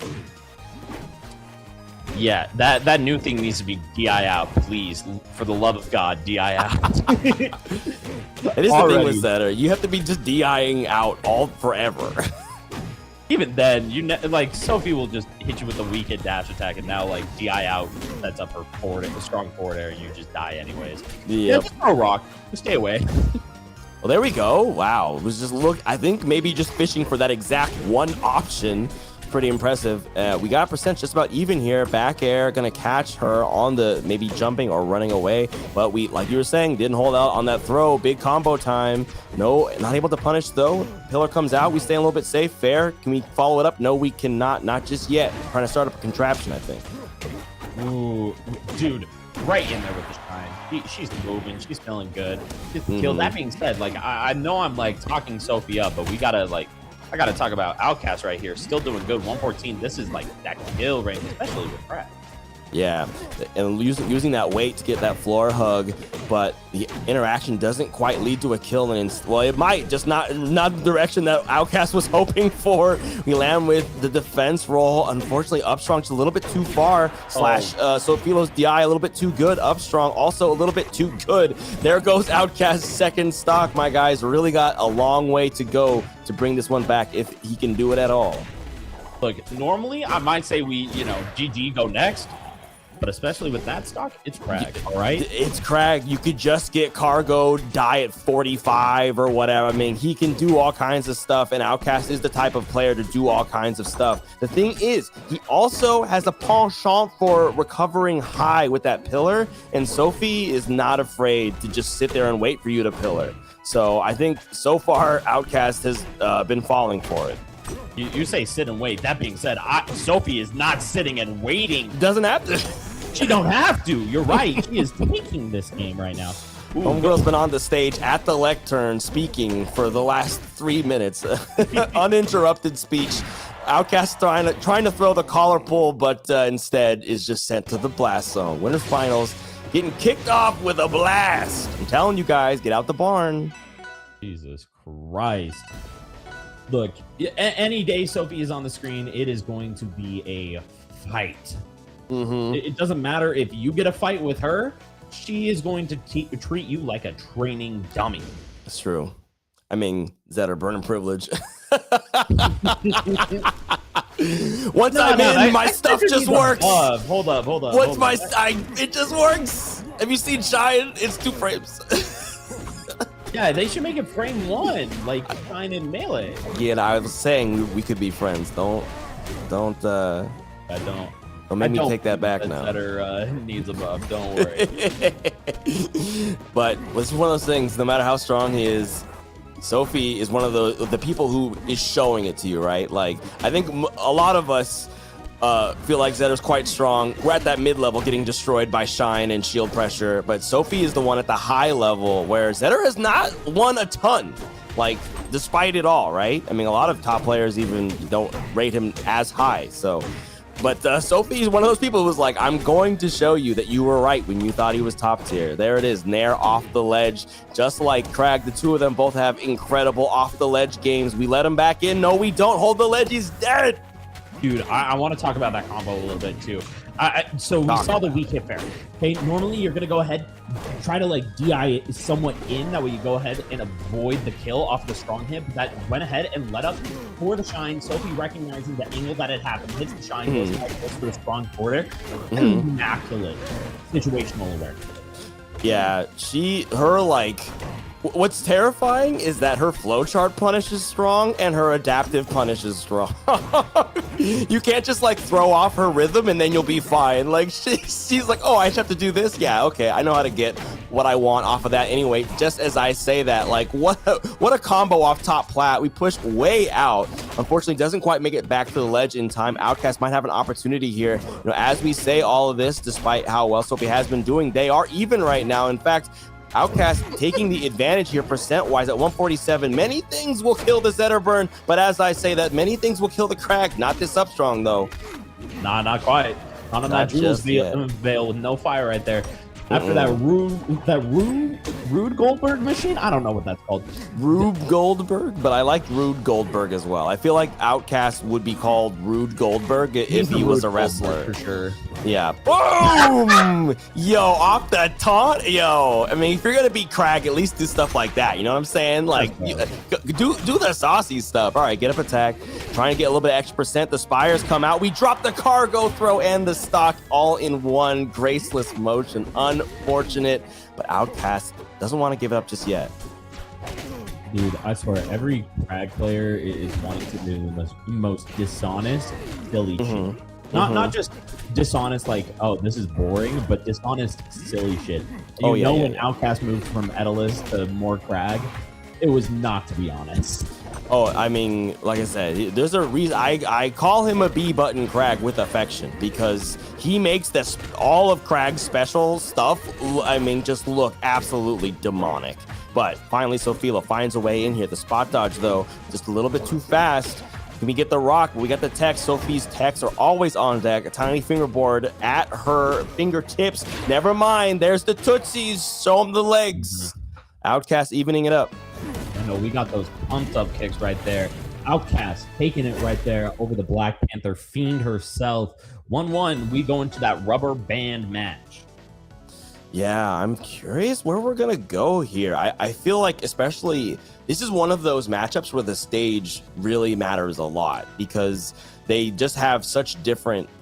I mean, obviously, both characters tons of kill power, but like what they can get and where changes a lot, right? So going back to Jules Vale, very interesting for Sophilo. I'm curious what she's looking for. Maybe just wants to get more extensions off these top platforms, or maybe just doesn't want to give Outcast any ridiculous stage geometry to do silly Crag things. Either way, she's off to a huge start right now. There we go. Punish that close pillar. I'm telling you, he does it all the time. We hold the ledge here. We don't have to. We got Nair's the fair. That's a freaking dead rock beat. Yin. Look, they said that they went ahead and nerfed that weak hit fair to not go ahead and connect. You still got to DI out if you don't want that shit to connect, all right? If you're holding in on that weak hit fair, you die. Nerfing Zettervern is a monkey's paw. The only nerf that you can really do to this guy is to change him. And other than that, players like Sophilo and Beastly are going to keep reminding you that when you have that incredible, I mean, you know what? Let's just throw that, all that glazing, let's throw that in the dumpster. That was that Home Alone type beat, all right? I'm throwing the brick up and bringing you to the brick. Fitting that he's a snowman. I didn't even think about that, but you're so right. You're so real for that. Oh, these two right now are just like, you know, low key zero to like a plat fighter 0 to deaths back and forth each other right now. But Outcast finally finds a way in on this second stock. Fair, we live it. Okay, no pressure on the pillar this time, but instead we get the follow-up off of defense roll. Yo, we just barely cleared the freaking gates. Just over the wall, bit of a home run situation. What can Outcast do? Reverse weak hit fair to combo off of, by the way. What the fuck are you on, Sophie? Trevor's thank you list. Trevor's this is why I do this list. Yeah, like Sophie gets a Christmas card. Zetter's a Dan character. I'll say that. Zetter's but Trevor's eating watching this, right? I mean, look at you know what I'm talking about. But you are right. You are correct. That character is broken in an honest way. Does that make sense? Does that make sense? We don't have time to unpack that. I don't have enough money for all the therapy I would need for that conversation. But looking for therapy right now is Outcast. This pressure is developing quite a bit of anxiety. Could be PTSD next week. We'll see if he can make it back. Look, that's that Black Panther. That's that King of the Jungle, all right? Sophie is here to take this crown. She has got it, all right? Down throw. Looking for the shine. No, you don't get that, all right? Outcast shutting it down. Never mind. Doesn't get to shut it down. You're down. You're dead. Uppercut. Yeah. If she ever hits a shine on you, you just die, all right? I literally, I joke about this all the time. There's just certain moves where if you get hit by them by certain players, it should just play the Mega Man death sequence. You just turn into a bunch of circles. Pew, pew, pew, pew, pew. Just don't make me play the game anymore. Truly. I don't want to do it. Yo, Outcast does want to keep playing, though. We're going to Rockwall for game number 4 here. And I will remind everyone, this is winners finals. These two are 1 and 2 seed, and they are going at it like you would expect to see on a Monday here at Hop On number 54. That angle, by the way, crazy to do that in the face of Outcast right there. That's the thing. I like Zetterburn has such incredible like movement stats, and if you oh my god, also his dare is so brutal. She just went out there and got his ass. I mean, what are you supposed to do about that other than crouch cancel the approach tool? Doesn't really get much off it though. Sophie's still in the driver's seat. This car is going whatever she put into the GPS. Dude, this that top 10 Sophie. This that I won a major Sophie. She sure did. Okay, is ready for it this time. Not gonna get done like she was. Oh, unfortunate there. The controller maybe betraying her a little bit. Gotta hold on to the mental, but you know how it is with these heavies. Heavies love when their opponent makes a mistake. Then they just start, like, ooh, I better just start doing cheesy stuff to frustrate you. Hey, that's not cheesy. That's Outcast. Oh, damn. You got me. Damn. No, I will say, speaking of mistakes, you know what? Sophie loves that too. That is just a heavy inside of a Zetter body. That's hilarious. Yo, this tech chase is going so bonkers, and there goes the Outcast onto his potential final stock of winners finals here. But of course, it could be a Zetter stock. Oh, stepped on as the sandstorm starts. All right, Outcast looking for, has had a bit of grace for this final game. So we'll see if Sophilo can hold on to the advantage that she's more or less had for most of the game here. Even game, the same way it's been this whole game 4. Never a moment it wasn't even. This is a famous Outcast saying is you can never really be ahead or behind a heavy, but you can attack him from behind as he tries to backboard a rock. Sophilo ready for it. Seen him do it a million times. There's the weight on the hit stun. Goes for the soft fair. Outcast not able to get an option out in time, but we push it into the corner. There's the throw. Could be scary. Sophilo hits the ripcord. Escapes out of there. There's the shine though, and that is it. Wow. Sorry. That's ID. Oh, dude. I know you wanted it. I know you wanted it in that moment, but Sophie just not giving it to you. Oh, yeah. 3-1 right there for Soph. Are we numbers off a little bit? Yeah. Okay, cool. Just making sure. I'm like, my brain, I'm just so dialed in. I'm like, wait a minute, did I go the scores wrong? All right, No, yeah. I got you. 3-1 for Sophilo in winners finals. Yeah, that was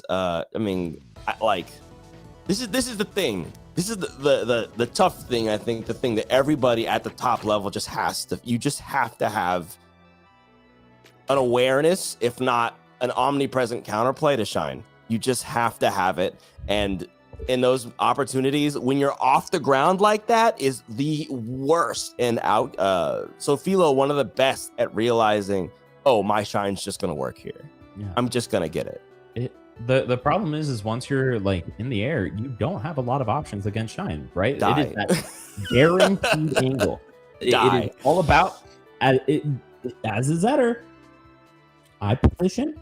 I know where my shine is putting you. So that Sophie is the best when it comes to shine conversions. And she has worked it through and through. And so she knows that, hey, I've got the shine. That means I confirm this back air, this weak hit forward air into the strong forward air, this weak hit up air. It doesn't matter what it be. She knows what will connect and what comes next. And that's why you see so often the only time that players are doing well against her is when they avoid those games altogether. They just cut out the middleman. I'm never playing again. I'm never getting hit by you. For the love of God, I refuse. Yeah, which is very hard against keeping Sophilo out. Is like keeping a cat away from a window. It's just not happening. She's got the wanderlust. She wants to see the world and hit fairs against it, anyone. But as we say that, we are moving on to another losers. I believe this is losers semi. Loser semis, yeah. Loser semis era. We are all top 4 from this point. The winner of this, it's the not so much of a reward to fight Outcast, you know. Mm-hmm. Yeah, which is I mean, I don't know. This is gonna be something. This era, I'm new to watching Era's gameplay here on Hop On. So I'm excited to see how they're gonna do against Maya right now. Just about even here, and we I know this matchup can be a little scary, getting edge guarded as Claren. So we'll see if Maya is able to use her incredible edge guard game to find stock here. As I say that, there's the down air, but we still get it back to the ledge. Era not gonna get stumped just yet. Yeah, no, it's like Claren, right? You have so many capabilities to go ahead and get it as long as you have that, only that vertical. You know, you aren't having to worry about that horizontal. Maya with her signature. There it is. I'd be right there to go ahead and scare you off and go ahead and guarantee that Nair to get the kill right there. Era now down that stock. Yeah, and that's of course the next layer, right? Is okay. If Claren does wall jump, that means she has to be off the wall, right? She can't wall tech unless she goes for an early up special there. Like, you know, that's the mix-up, right? And Maya called it out. That being said, even stocks. So Era's still out here putting lots of pressure into the corner. Of course, Maya, no stranger to fighting out of that thing. The edge is not a real edge for Maya. The stage just continues. Yeah, no, she's so comfortable, especially with like that Godai Delta platform position and everything. Whether or not she goes through like that instant wave dash while off stage onto the main stage or onto the platform, it does not matter. She is so comfortable there. Yeah, excellent mix-up on the shield there. Only going for back air 1 in order to get more pressure, right? Which of course can be so terrifying when you're waiting for a certain sound effect to let go of your shield, right? And Era did kind of fall pressure there to it. There we go, pushing forward. Yeah, the hydroplane down strong. Gonna do it. Maya finally pulling ahead a little bit. Let's see what Era can do to answer back. You know what? Ain't no answer quite yet. Maya got him pinned in the corner. Go ahead, send him to the other side just to make you feel a little bit less comfortable, all right? You were feeling too comfy in that left corner. Now, though, Era making it his own. Oh, Jesus. Maya going for that kill. She wants to end it right here and now. Yeah, Era doing a good job of not flinching there. Doesn't blink. And yo, we caught the pulse dash with the laser slice too. That was actually super impressive, but Maya did survive. We got good DI there. Okay, up tilt to push more pressure. Yo, that is not gonna kill at that percent. I appreciate that you went for it. Fair, much more likely to do it, but doesn't quite yet. Maya still showing off that survivability. And like I said, at the ledge, she will steal a turn, a stock, a game. Loser semis. Off to a good start for Maya. Wait, did we just do a game? Sorry, I like blinked. Mm-hmm. Where'd it go? Damn, already a game. Shout out I know. She be out there slip sliding her way through the bracket, man. Look at oh come on now. Yo, just hits. It's like starting a round of Tekken with an unblockable. Like, just like I'm gonna get. This is gonna work. Era in the meantime is literally off the stage. Like, it's not even there. A little degen option. Mm-hmm. That's the thing. Look, you can't be chaotic if you never go for the degen. You have to do it if you're Chaos Maya. And as we're seeing on the skin pick, she's still Chaos Maya. She's locked in and ready to go. That being said, Era cooking up a little something. Wow, almost getting that forward strong, but you know what? Maya's used to that Gengar play. She's seen that bullshit. I was gonna say this is as he gets chomped to absolute smithereens there. This is a bit of a potentially a divisive choice of stage because it's of course a strong Claren stage, but Maya loves this stage and it can be very, very scary. She's one of the best people at connecting Bear 2, which kills off stage here at like 70, especially against like a Claren. So we'll see. I think the big idea is ultimately we saw most of the stocks get dropped by edge guard, so it doesn't matter if those side blast ones are brought in, right? You're going to be dying early anyways. Might as well go ahead and bring them in. And sure, thus far, it's not quite working.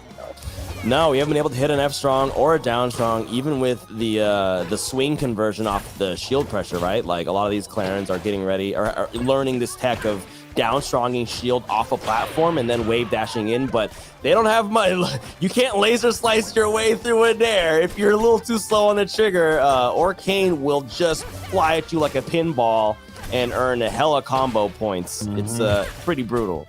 Maya coming in here nice and hot. Only 172% on her. I mean, that ain't nothing. Ooh.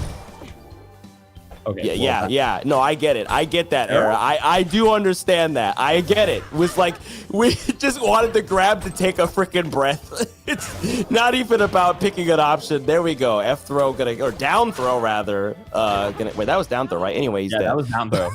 I didn't know down throw could kill. At 180 on the I went to Genesis emote. Hello, she went to Genesis, guys. dude, she went to Genesis. She went to Genesis. Yo, Era, shaving off some polygons. Could this be the tech that gives him the fleetness of foot required to contend with the chaotic Maya? Game number 3 on Godai Delta. Losers semis. Maya is that water is boiling. You know what? If you're dying off the sides early, maybe you can pull him off the top early. That's why we got this Godai pick. Maybe. Who knows? We'll see. The problem with the counter pick game for Era is that you have to play Maya. Can I counterpick the opponent? Can I like switch the player out? You know? Yeah, you can. If you put enough money in the match arena, we'll sub in a commentator. You can kick my ass for $100 in the match arena. Just throw it in there. 100% will do whatever the opposite of Thug Finals is. You got it, Todd. I believe. Punk Finals. As I say that, Maya taking the lead yet again. Laser slice a little too premature. We don't get number 2, and that means no death for you. Maya has just been unfettered. Yeah, no, this is her movement is so clean. That like fastball on the floor there too to go ahead and cancel it. Just dropping the stock to the forward strong, Era getting the stock and keeping it more evenly through either of the previous 2 games. Yeah. It's one of the things that really impresses me about Era's defense is that he can find a parry on her at all. I think that's incredible. I mean, you have to have some peepers to be able to identify enough of a pattern to get a reliable parry, but not reliable are these laser slices. We're missing these conversions. Could be a DI thing, could be a timing thing, but Era's gonna need a little bit more. We gotta clean up those extensions if you want to get those Clarence stocks. Put them in the cutscene. Yo, Maya keeps hitting skip. Yeah, no, Maya just not letting it happen right now. That down strong, almost even taking that stock. The bubbles could go ahead and try to hold them down, but it didn't matter this time around. Dude, Maya, all of a sudden, what was a decently sized lead is starting to break and crumble apart. Dude, she is pushing. At 146, this Clarin is looking a little worse for wear. We go for it all there. Landing with an air. That sweet spot that might have killed. But speaking of, there's the up air to clean up stock number 2. Era not far behind, though. So if we can find something guaranteed, I don't know. The left-right throw mix-up has not been going in his favor just yet. Maya constantly ready for it, and neither have the laser slices. Again, Maya, one of those players who will ride the bottom of the damn screen. Like, you better be playing in full screen, or you're not going to be able to see her. Yeah, Clarence stock. Unfortunate. Maya, the clean 3-0 loser semis. That was, as you said, very unfortunate. We saw, I think, a time during game number 1 or 2 as well, where just Maya caught Era slacking at the ledge, hit that nair, and Era fast fell immediately, no double jump, and no ability to go ahead and make it back.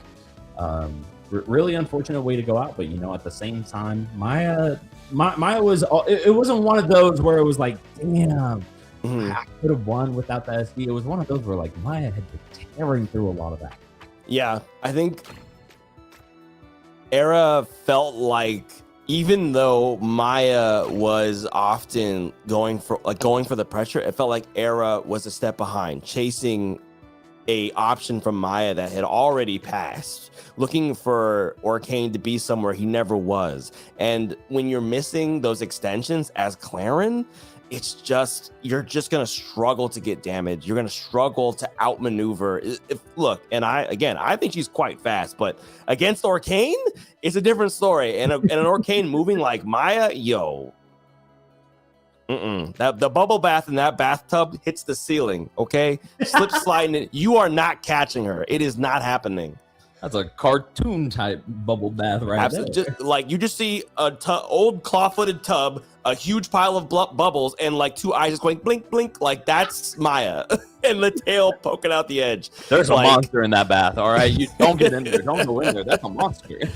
Bro, that's how I feel whenever I have to play Maya. I'm like, bro, I gotta go into the freaking monster closet. This is gonna be terrifying. But you know, someone who is not terrified of Outcast, or I think of each other. These players they go at it. I love to watch their games. It's gonna be fire, or water, or earth. I'm pretty sure it's water and rock. I don't think fire is here. I don't. No. That's a mistake on I do apologize to the people of the Fire Nation. Get him off the mic. Get him out. Get him out of here. 4 lions just come through and like burn my chair down and escort me off the screen. Forsburn is coming to assassinate me. Oh my god, no, he's not working for the Fire Nation. My guy's gotta be come on now. You gotta throw away your allegiance at some point. You dishonor the family name. Oh, I guess so. All right, anyway. Game number 1, losers final. These players are just ready to play all of a sudden. Dolphinbrick was out here wandering the aisles of a department store, but everyone else is locked in and trying to play these sets. Outcast, though, taking a lot of damage right there, having that big body, that heavy weight, allowing for Maya to go ahead and get the conversion off that forward strong. It's that character actually knowledge, all right? Maya will always do. Having said, nothing to do there is Outcast. Exactly. Dude, that was so impressive. Outcast pulled the fake wall down right at the last second. I wasn't sure that she was going to hit it anyway, but still a great call. That being said, does even things up. Looking for that layer 2 here, trying to punish out of the rock spires. It's the kind of thing where if you can stop Outcast from using down special, those rock spires are such a huge part of his game. And Maya, the type of player who is not going to give up until she's found an option that beats it. So I'm curious to see how that's going to develop throughout this loser's final set. The thing that I worry about for Outcast oh Jesus, you're dead. Oh! I'm Never sorry, mind, did you you're say you're back. dead to Crag with even 1 resource? Yeah, my bad. I forgot.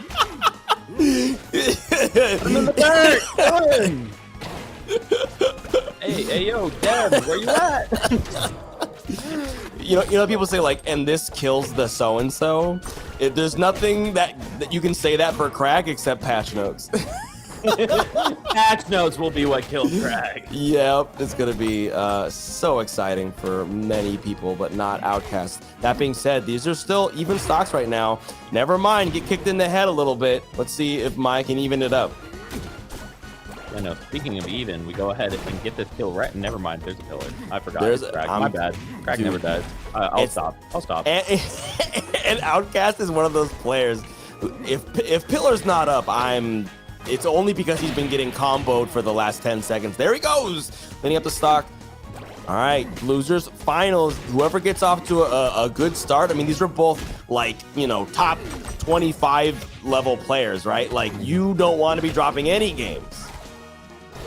Yeah, no pillar right there, and Maya had expected it, so even one for the parry, but neither one of them recognizing that, hey, that pillar got broken because Maya was at the ledge when Outcast went forward, but there was no pillar to be had. Yeah, that was one of those clippy moments where it's like, it looks like you're trying to use pillar. No pillar for you. None, but we definitely have a good amount of advantage for Outcast. There we go. Maya rushing in with the down tilt to punish those rock spires. Like I was saying, Outcast was almost ready to catch that fly ball, but Maya swerves her way through, looks for a hard read on roll out, doesn't get it, and that could be it. Yup, that fair, an excellent stock finisher. Outcast starts off with a lead in losers finals. And this is why you don't fat finger the backslash, chat. You cursed it. You cursed it. It's over. It's true. I mean, to be fair, earlier Tortuga called Maya washed for losing the Black Bolt. I mean, that's crazy. Talk about cursed. Somebody needs to put that person in the gulag. Damn, bro. Get jailed, Tortuga. How could you? Jailed immediately. Something I was gonna say is that like Maya earlier, given this has been less the case as we've seen top 8 go on, it's very grounded, and normally that can be really good to go ahead and try out with fires, right? Because you're a lot more at the ready to go ahead and do those carries, and it's a very Oh, yeah, absolutely. You are correct. Sorry, I was just, I'm like, oh, is Maya going to get an early stock here? No, this is a beautiful game. I don't blame you. but you are totally correct. I love how, yeah, I mean, I know Orcane, a lot of people were really enjoying it when Orcane was just a normals monster with insane speed, but I love how many play styles Maya has.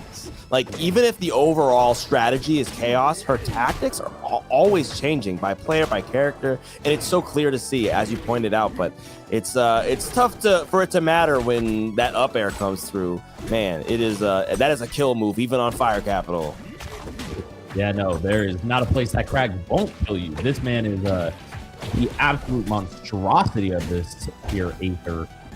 Now at this point locked it, dude. I love that Maya is so scared even at 38. Yeah, you just get out of there. You have to, yeah. Yeah, exactly. Yo, the bubbles get locked in there for a day. Oh man, that is Orcane privilege. You love to see it. Anything that turns defense roll into soup makes me so happy. One of my favorite things is Galvin is just constantly short hop bearing it over and over. It's excellent. Anyway, Maya died, got hit in the face pretty hard, so we are down an entire stock right now on her counter pick. Really has not gotten to take advantage of this space at all. Yeah, this has been very close quarters, even from Maya at this point. Going in, getting the bubbles, unable to get the puddle follow up, but it didn't matter. All right, you don't get to punish Maya for that. All right, hey. Yeah, I think like kind of what you're talking about earlier, we are just seeing a lot of normals from Maya and a lot of like shield and in order to stay in the scrap, because Outcast hasn't really been threatening that cargo or even a lot of grab in general. So it's Maya definitely sees something that she can do to play the way that she wants to play, right? But she's still down a whole stock, and at 128, I mean, it's going to be really tough to make this comeback here. Do we have a read here? The reaction on rock pull? Yeah, I got a rock in your hand, flying horizontally at that weight, or that hit stun gravity, pretty brutal. Now at this point, Maya just needs to get some of her advantage state going. We've seen some nasty stuff before. Not able to get as much as she wanted. That crouch cancel down tilt from the frag. Oh, this could be bad. That rock pull could be dangerous. Yin, Maya's looking for something. Outcast had everything in the palm of his hand there. Now he's got a scrap, which has not really been going his way all the time. Up air. Could it steal something here? Oh, looks not. They're both. Are we playing neutral at these percents? That's crazy. Yeah, we're playing neutrals at these percents. All right, 168, 112. Oh, Jesus Christ. Just come down with the fair. Why not? Curb stomp. He's got legs and he knows how to use them. Yeah, that's a crazy option. Fastball forward air was wild. Crag, baby. That's Crag. Mm-hmm. And that's the thing. I mean, like, you know, Maya knows. Maya knows that if a fastball fair could just happen. Like that's one of the things about Outcast strategy, right? Like when you're going rock spire, rock pull, rock throw, defense roll, pillar, sometimes a just raw anyway I faired you is an incredibly powerful mix-up. And since it's like one of the best kill tools as a fair killers in the game, it's a pretty great option to go for as a mix-up, especially at the to secure a game that puts you one away from moving back into grand finals. Dude, why does this Rude Goldberg machine always exist? Outcast has one thing on the brain, and it's that. I'm telling you, he likes his pillars right next to the wall. He doesn't want an isolated pillar. He wants more wall. Bigger wall. True crab. Yes. He just wants to keep expanding the wall and then jogging along it in his morning runs. I need more space for the leg days. At this point, though, we're gonna catch a couple of leg days right here. Maya almost getting it eaten alive by those forward airs. Yeah, we pulled F strong trigger just a little bit too early because you don't get the puddle extension. That was a very early pull stash there, and of course Crag still living at 140, top of your screen. Click and drag him back to the stage. A couple of defense rolls. Oh, but we go for the ledge, and instead he lands on stage. That was an opportunity for Maya. Now we're getting kicked to the face instead. That pull stash ends right before Rock might have taken her life. Upstrong, no tech. You're still alive, though. We get out of there. This is very precarious for either player. Any stray hit could do it just about here. Okay, some invincibility for Outcast, but he's not able to do anything with it, Yin. Maya just staying right next to that wall. It didn't matter. Instead, you're going to go ahead, get bounced off of it, Steve style, popping right off the top. There we go. Defense roll back to stage. Wow, she just flew out of there. Bubble pressure, but we're ready for with the sidestep. Can we get something off up tilt? Yes, we can. Not a bad trade. Good values. Not sure where you're getting those nowadays, but sometimes that stuff can get you some decent money. Now we got a pressure situation here for Maya right off the rip. Okay, but unfortunately not able to extend it. Never mind. As I say that, there we go. The rinse and repeat. Just slap that defense roll, man. You don't have to respect it. Just hit it. Just hit it, baby. That being said, we are hitting a couple of whale dogs out here. 71%, even right up right after one advantage state. Maya trying to go ahead. I like how Maya is going out there early in an attempt to go ahead and kill that pillar, but Outcast never giving it to him. No, he is the pillarer. He is so ready to pillar in a weird way. It's players like Sophie who are able to actually call him out. It can be so hard to do. I think was maybe looking for an approach parry there, didn't get it, and so now we're just getting stuff thrown at us. Yo, it's like getting you're at daycare, man. Kids are just throwing things. You're getting hit by everything, and there's no Nerf footballs. All of these hurt a lot more. Maya on her last stock here. I've never seen the earth shift like that at a daycare. Never seen a whale dog kill a rock beetle at a daycare either. But this daycare is nasty. Somebody needs to inspect this. I don't know. Aetherian natal care is pretty intense. Okay, the parry. We're ready for it. Outcast not trying to get bullied here. Manages to escape a bit of chaos. Maya's DI on pillar, by the way, has been impeccable. Like, she is getting all the way off of this platform, never landing on it. Wave dash approach, up tilt, does get caught. Oh my god, the contraption every time. This is free damage, bro. It's so hard because, like, you don't have a lot of options as Orcane to go ahead and, like, snuff out that pillar and everything. It's like, don't tech the wall and then die. Oh, wait, here we go, the back throw. Maya doesn't go out there again. That might have actually done it this time. Can we pop him up? Yo, just the tip of the spout. Just the foamiest of foam atop that water. And Maya stays alive in Losers Finals, taking game number 3. Also, Maya held that knowledge, by the way. Like, going out early every single time has made it so that Outcast goes for the defense roll. That time, Maya had the puddle positioned specifically for that to get that kill. Yes. Now, walk over, setting the places for the puddle to go ahead and move it. Yeah, no, absolutely. This is what happens when you got top players playing. We're not even game 5, and it's time to start making adaptations. It's time to start pulling aces out of the sleeve. Empty out those cuffs, man. You're gonna need everything you got here. Unfortunately, Bubble Butt doesn't connect with a hard hitbox. Still some percent, but no death, which is what we were looking for. And there it is. Take a bite out of him. Rock candy. It's just fizz in your mouth, you know? Hey, I think you ordered death. It's right there, right in that package of rock candy. This is poison. Be aware on Halloween. Poison rock candy. When it fizzes, it has cyanide. Oh, no. I mean, you know, it'd be a pretty fun way to go. God, calm down, all right? I'm sorry. You're not that old. I'm saying.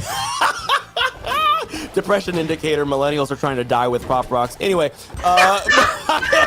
Maya out here battling these platforms, but a couple of rocks and pebbles. Yo, I cannot believe she lived that at 95% on rock wall, no less. Outcast is, you know, we know no one comes to rock wall to play honest anything, and of course, Outcast is not playing honest anything on any stage. And that fair is going to take Maya to her last stock, 76%. She needs to get something on Outcast right now. Oh, she's looking for a little bit of something there. Gets the down strong, but that pillar going to go ahead and save him one more time. Back air. Again, that pillar just doing so much work for Outcast. Finally going to go ahead and do it.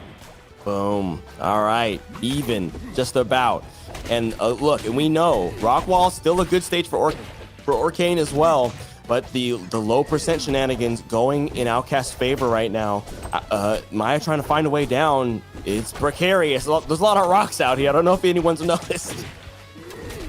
Just a little bit of rocks, all right? This is the expansionism that Outcast has been looking for. Maya now taking the damage. That pillar not. Oh, shit! That would have Maya been barely living. Outcast missed position. just a little bit there.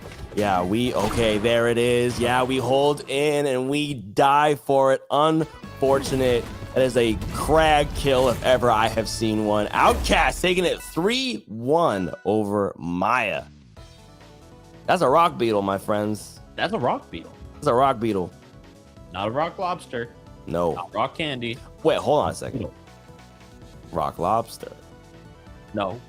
Water, earth. What do you mean, no? It's a beetle. I mean, but if we had a rock lobster character and he's got like a bisque cannon or something, you know, just butter shots out of the claw. Maybe. I mean, there is room for multiple elements. We know Hodan. Yeah, Hodan has all four. And look, Nate, we all know that Avatar inspired a little bit of this world, right? I mean, it's about combining things. You know what I'm saying? So I'm just saying, look, who knows how Dan loves to do silly things. We could get a Dan character that's a rock lobster. Okay, That's what I'm saying. Todd. Yes. I'm going. Tell me something scary. No, it's not scary. It's not scary. I will say I was too scared to pitch this to Dan because I felt like it would be a little too parasocial to pitch it to Dan. I did pitch it to Edelus though. I told Edelus about this idea. Wait, he's the community manager, so he's stuck in parasocial with everybody. Exactly. You know. All right, tell me your pitch. Okay. You have the stage. This wouldn't be for like until story chapter 2. So this is down the line. Okay.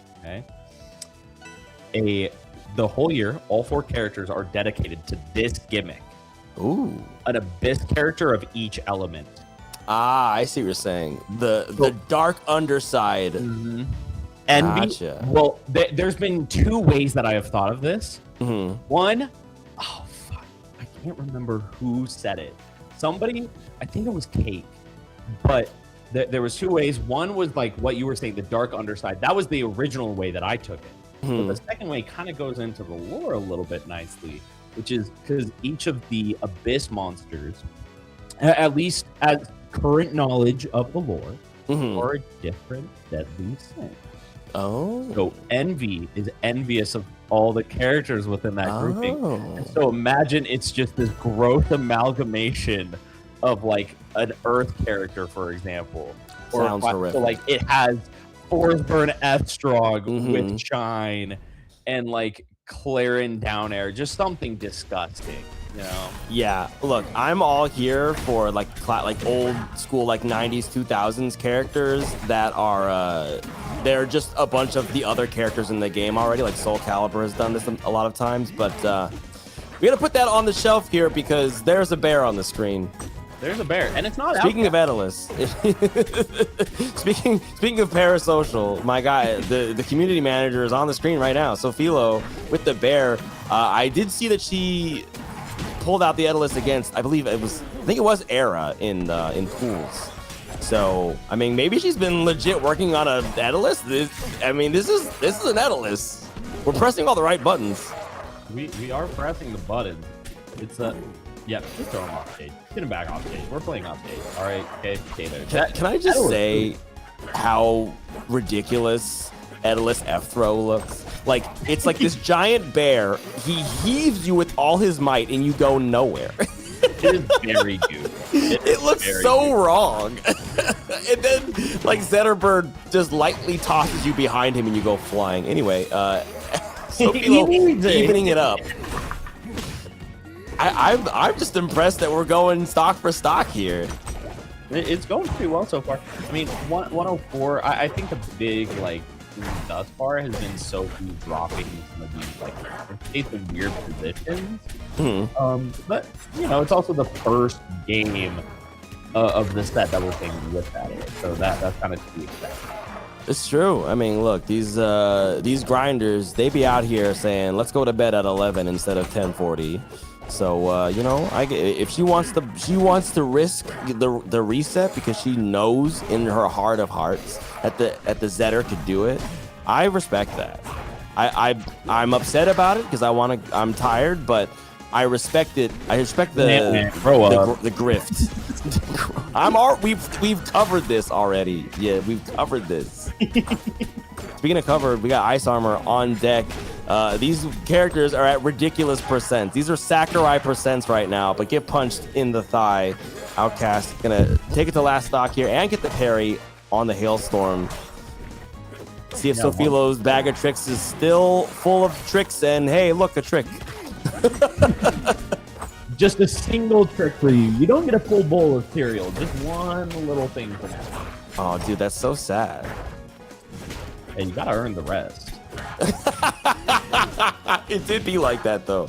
You can't just have sugary cereal for no reason. You get an A or something. You have to earn the sugary cereal. Yeah, come on. Tricks aren't for beetles. They're for kids. That's true. Man, I miss sugary cereals. Anyway, Sophilo has his advantage here. Cracks up with a rock in his hand, gets punched in the face. Can we do it here? Can we defeat Outcast with the number one pocket Sophilo character, Edalus? I don't know. Right now is in the lead. Hailstorm for pressure, but these up airs could start killing pretty soon. That high off the screen. Oh no! Oh, the tech out of yep. Doesn't matter. You're good. Damn.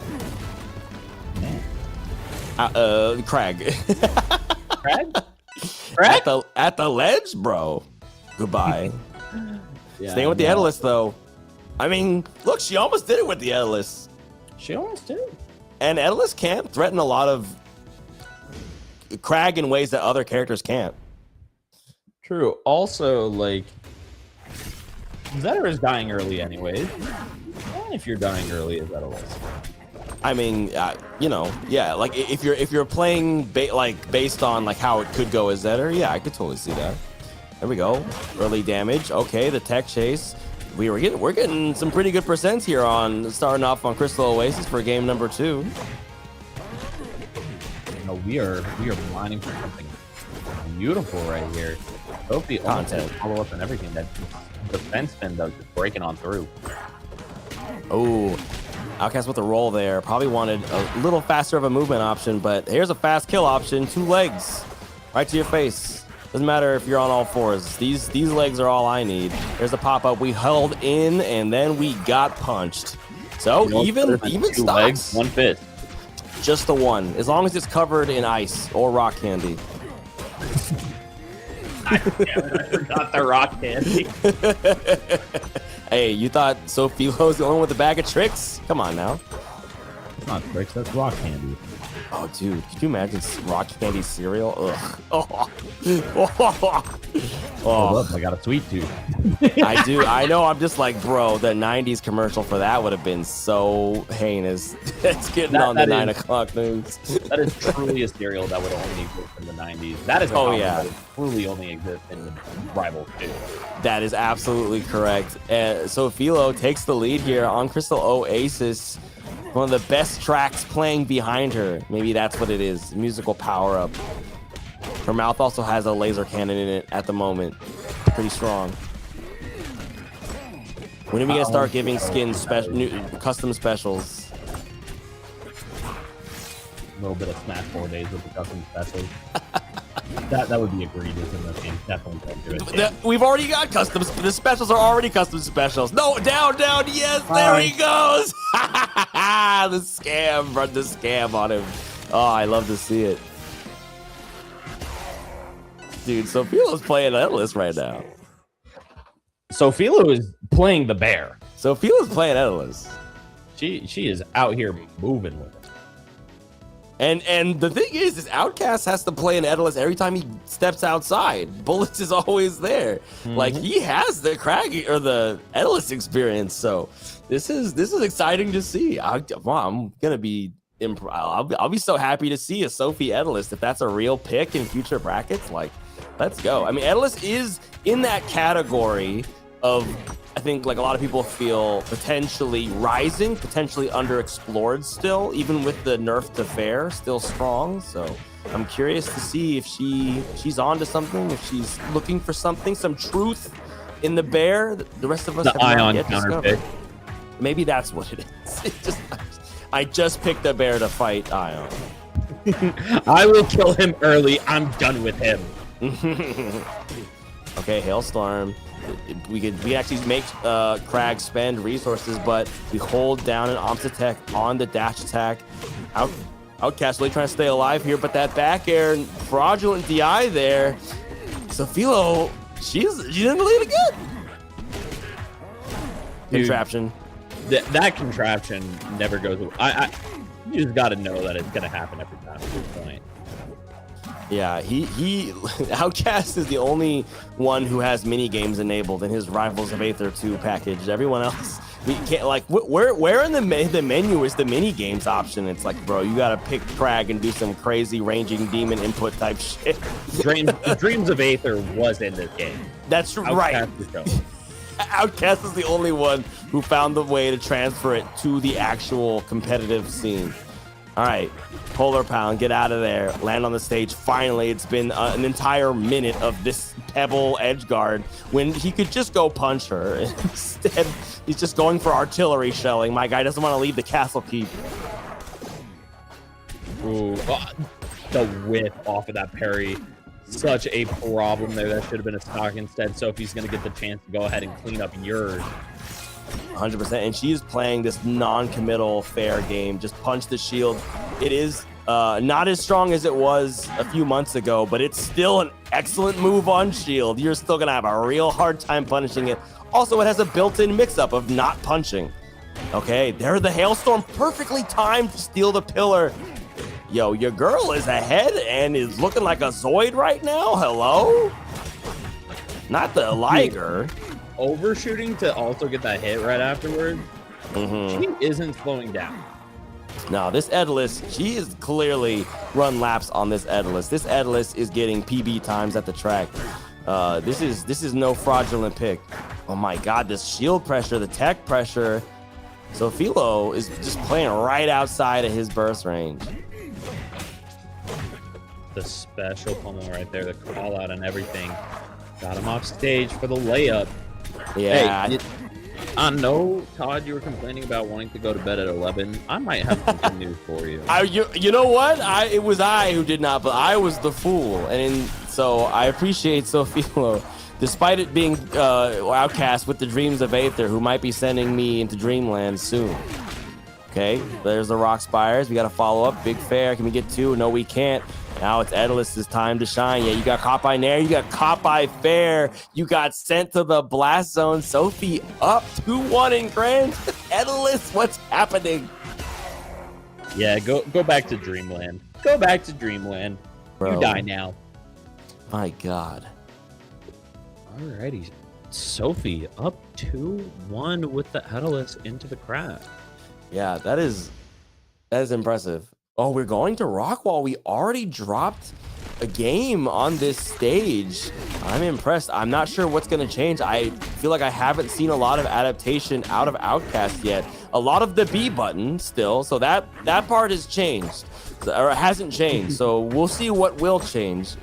Hoping that Sophilo's Edless is not real is not a working strategy. Yeah, no, that is not an option anymore. Dude, just walking up on the pillar. Something about that so silly.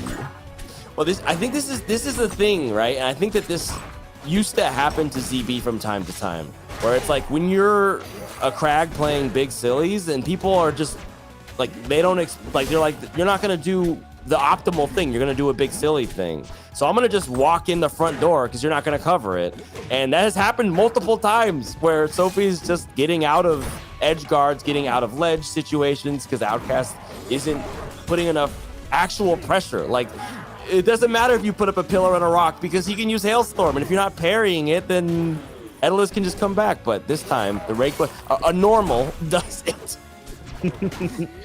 Finally able to go ahead and shut that out. Sophie sliding just a little bit too far to get that up, so unfortunately for her. Now at this point, Outcast really fiending for the hit, but Sophie just is not giving it to him, playing so defensively right now with that movement, with the forward air, just boxing him out. Yeah, she is just like, I think fair is broken, and I'm going to show you why, as she uses the up strong off the parry to clean up that first stock. We are in boxing territory now. Finally, the grab's coming out from Outcast, looking for some extra percent, gets it, but off the ledge comes Sophilo, and right on back to it. Ooh, gets the grab, the nair. No extra follow-up because of the trade, but hey, it don't matter. That is still a little bit of damage, and we go ahead and send it once more. Now, Sophie pressuring that shield. Oh, the dash through. So unfortunate from Outcast. Didn't end up mattering, but there it is. You know, that time the artillery working out. The pillar had stopped working, so we just went for a timing mix-up on Rock Explosion, and that definitely worked. There we go, Nair though. So Philo evens it up. This could be it. This could be grand here. One stock apiece. Rock coming up, coming down. No connection there, and instead you're eating these big endless percents. The empty land to continue the combo. Two fairs. Oh, went for the frozen fling for the pressure. He was ready for this time. Gets the parry, but yo, on this heavy character, my guy gets an opportunity to attack you at these low percents. Oh my God, she is just having fun right now. she really is. She's just vibing. She's moving around, getting the grab here. And hey, if pillar ain't up, you can't parry. Instead, you're gonna die. Bonk, get bonked. So Philo takes grants with a bonk. Dude, bonk, bonk. That he can go down there. One of the two characters who can just chase Crag to the ends of the earth. True. Edalus and other Crags. That's a real Edalus. That's a real Sophilo's got a real Edalus. Did you see that? Sophie has a real Edalus. And that's even with like dropping some things every now and again. Yeah. Well, it was honestly kind of reminded me a little bit of Beastly's Olympia, where it's like, I'm doing these 4 things. If you can't beat these 4 things, you're going to lose. And that's what she posited, and that is what happened. She's like, can you beat fair? No. Can you beat, slide back down tilt? Can you beat low percent anti-down throw game? No. Can you defeat Hailstorm? Not enough. Nope. Not enough. You ain't beating that. You ain't beating it. You just... Yeah. Brutal. Well...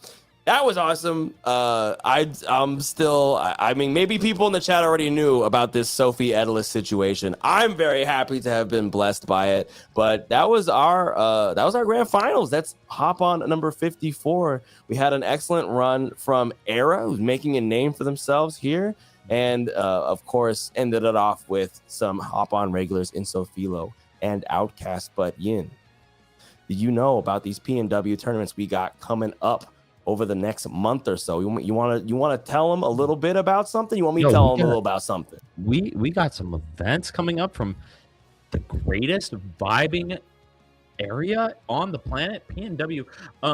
None other than BC is going to be running a couple of big events. What is it? The plug out. My brain is fractured. I'm an hour ahead of you. I want you to keep in mind. Okay. No, you're good. We both want to go to bed. Out of Pools, April 11th.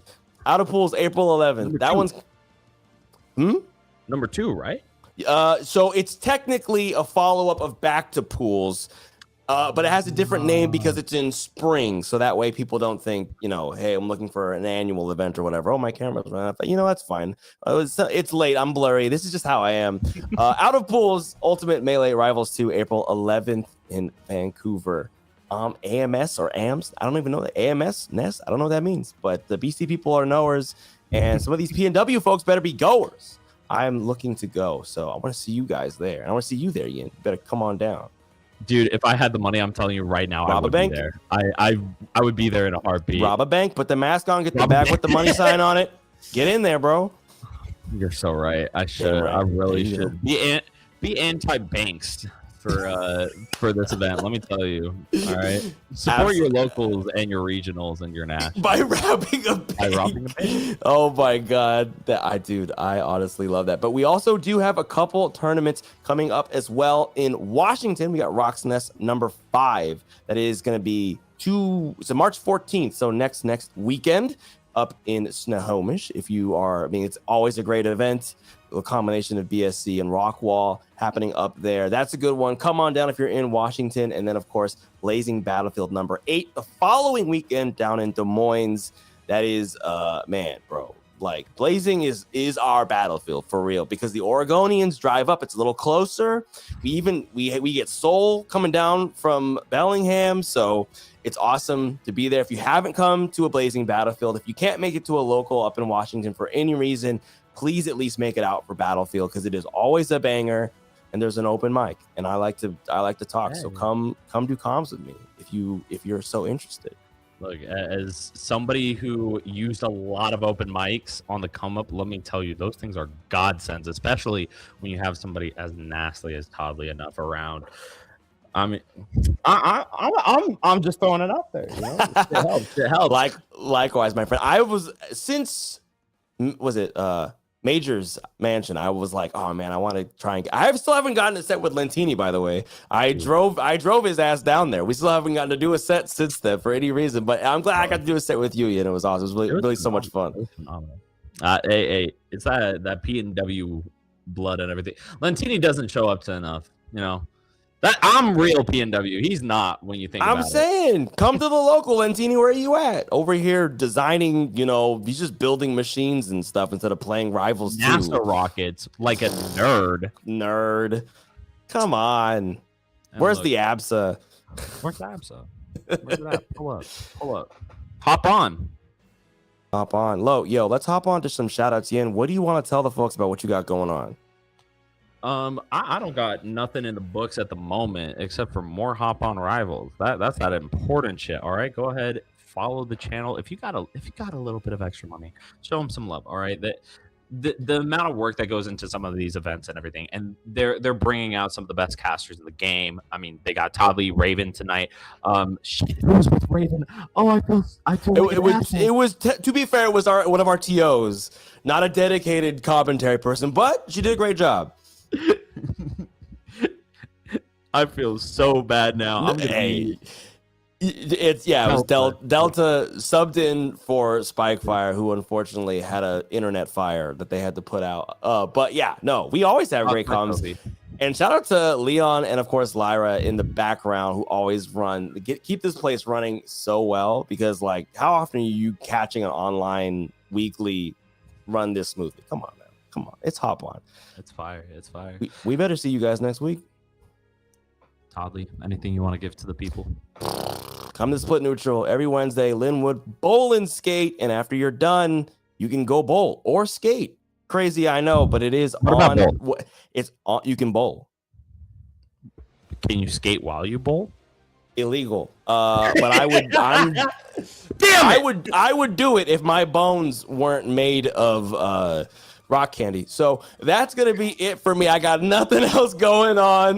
We gotta go out on that one. Thank you guys so much for coming through for Hop On number 54. We're gonna see you guys next week for more Hop On action PNW. Stay tuned.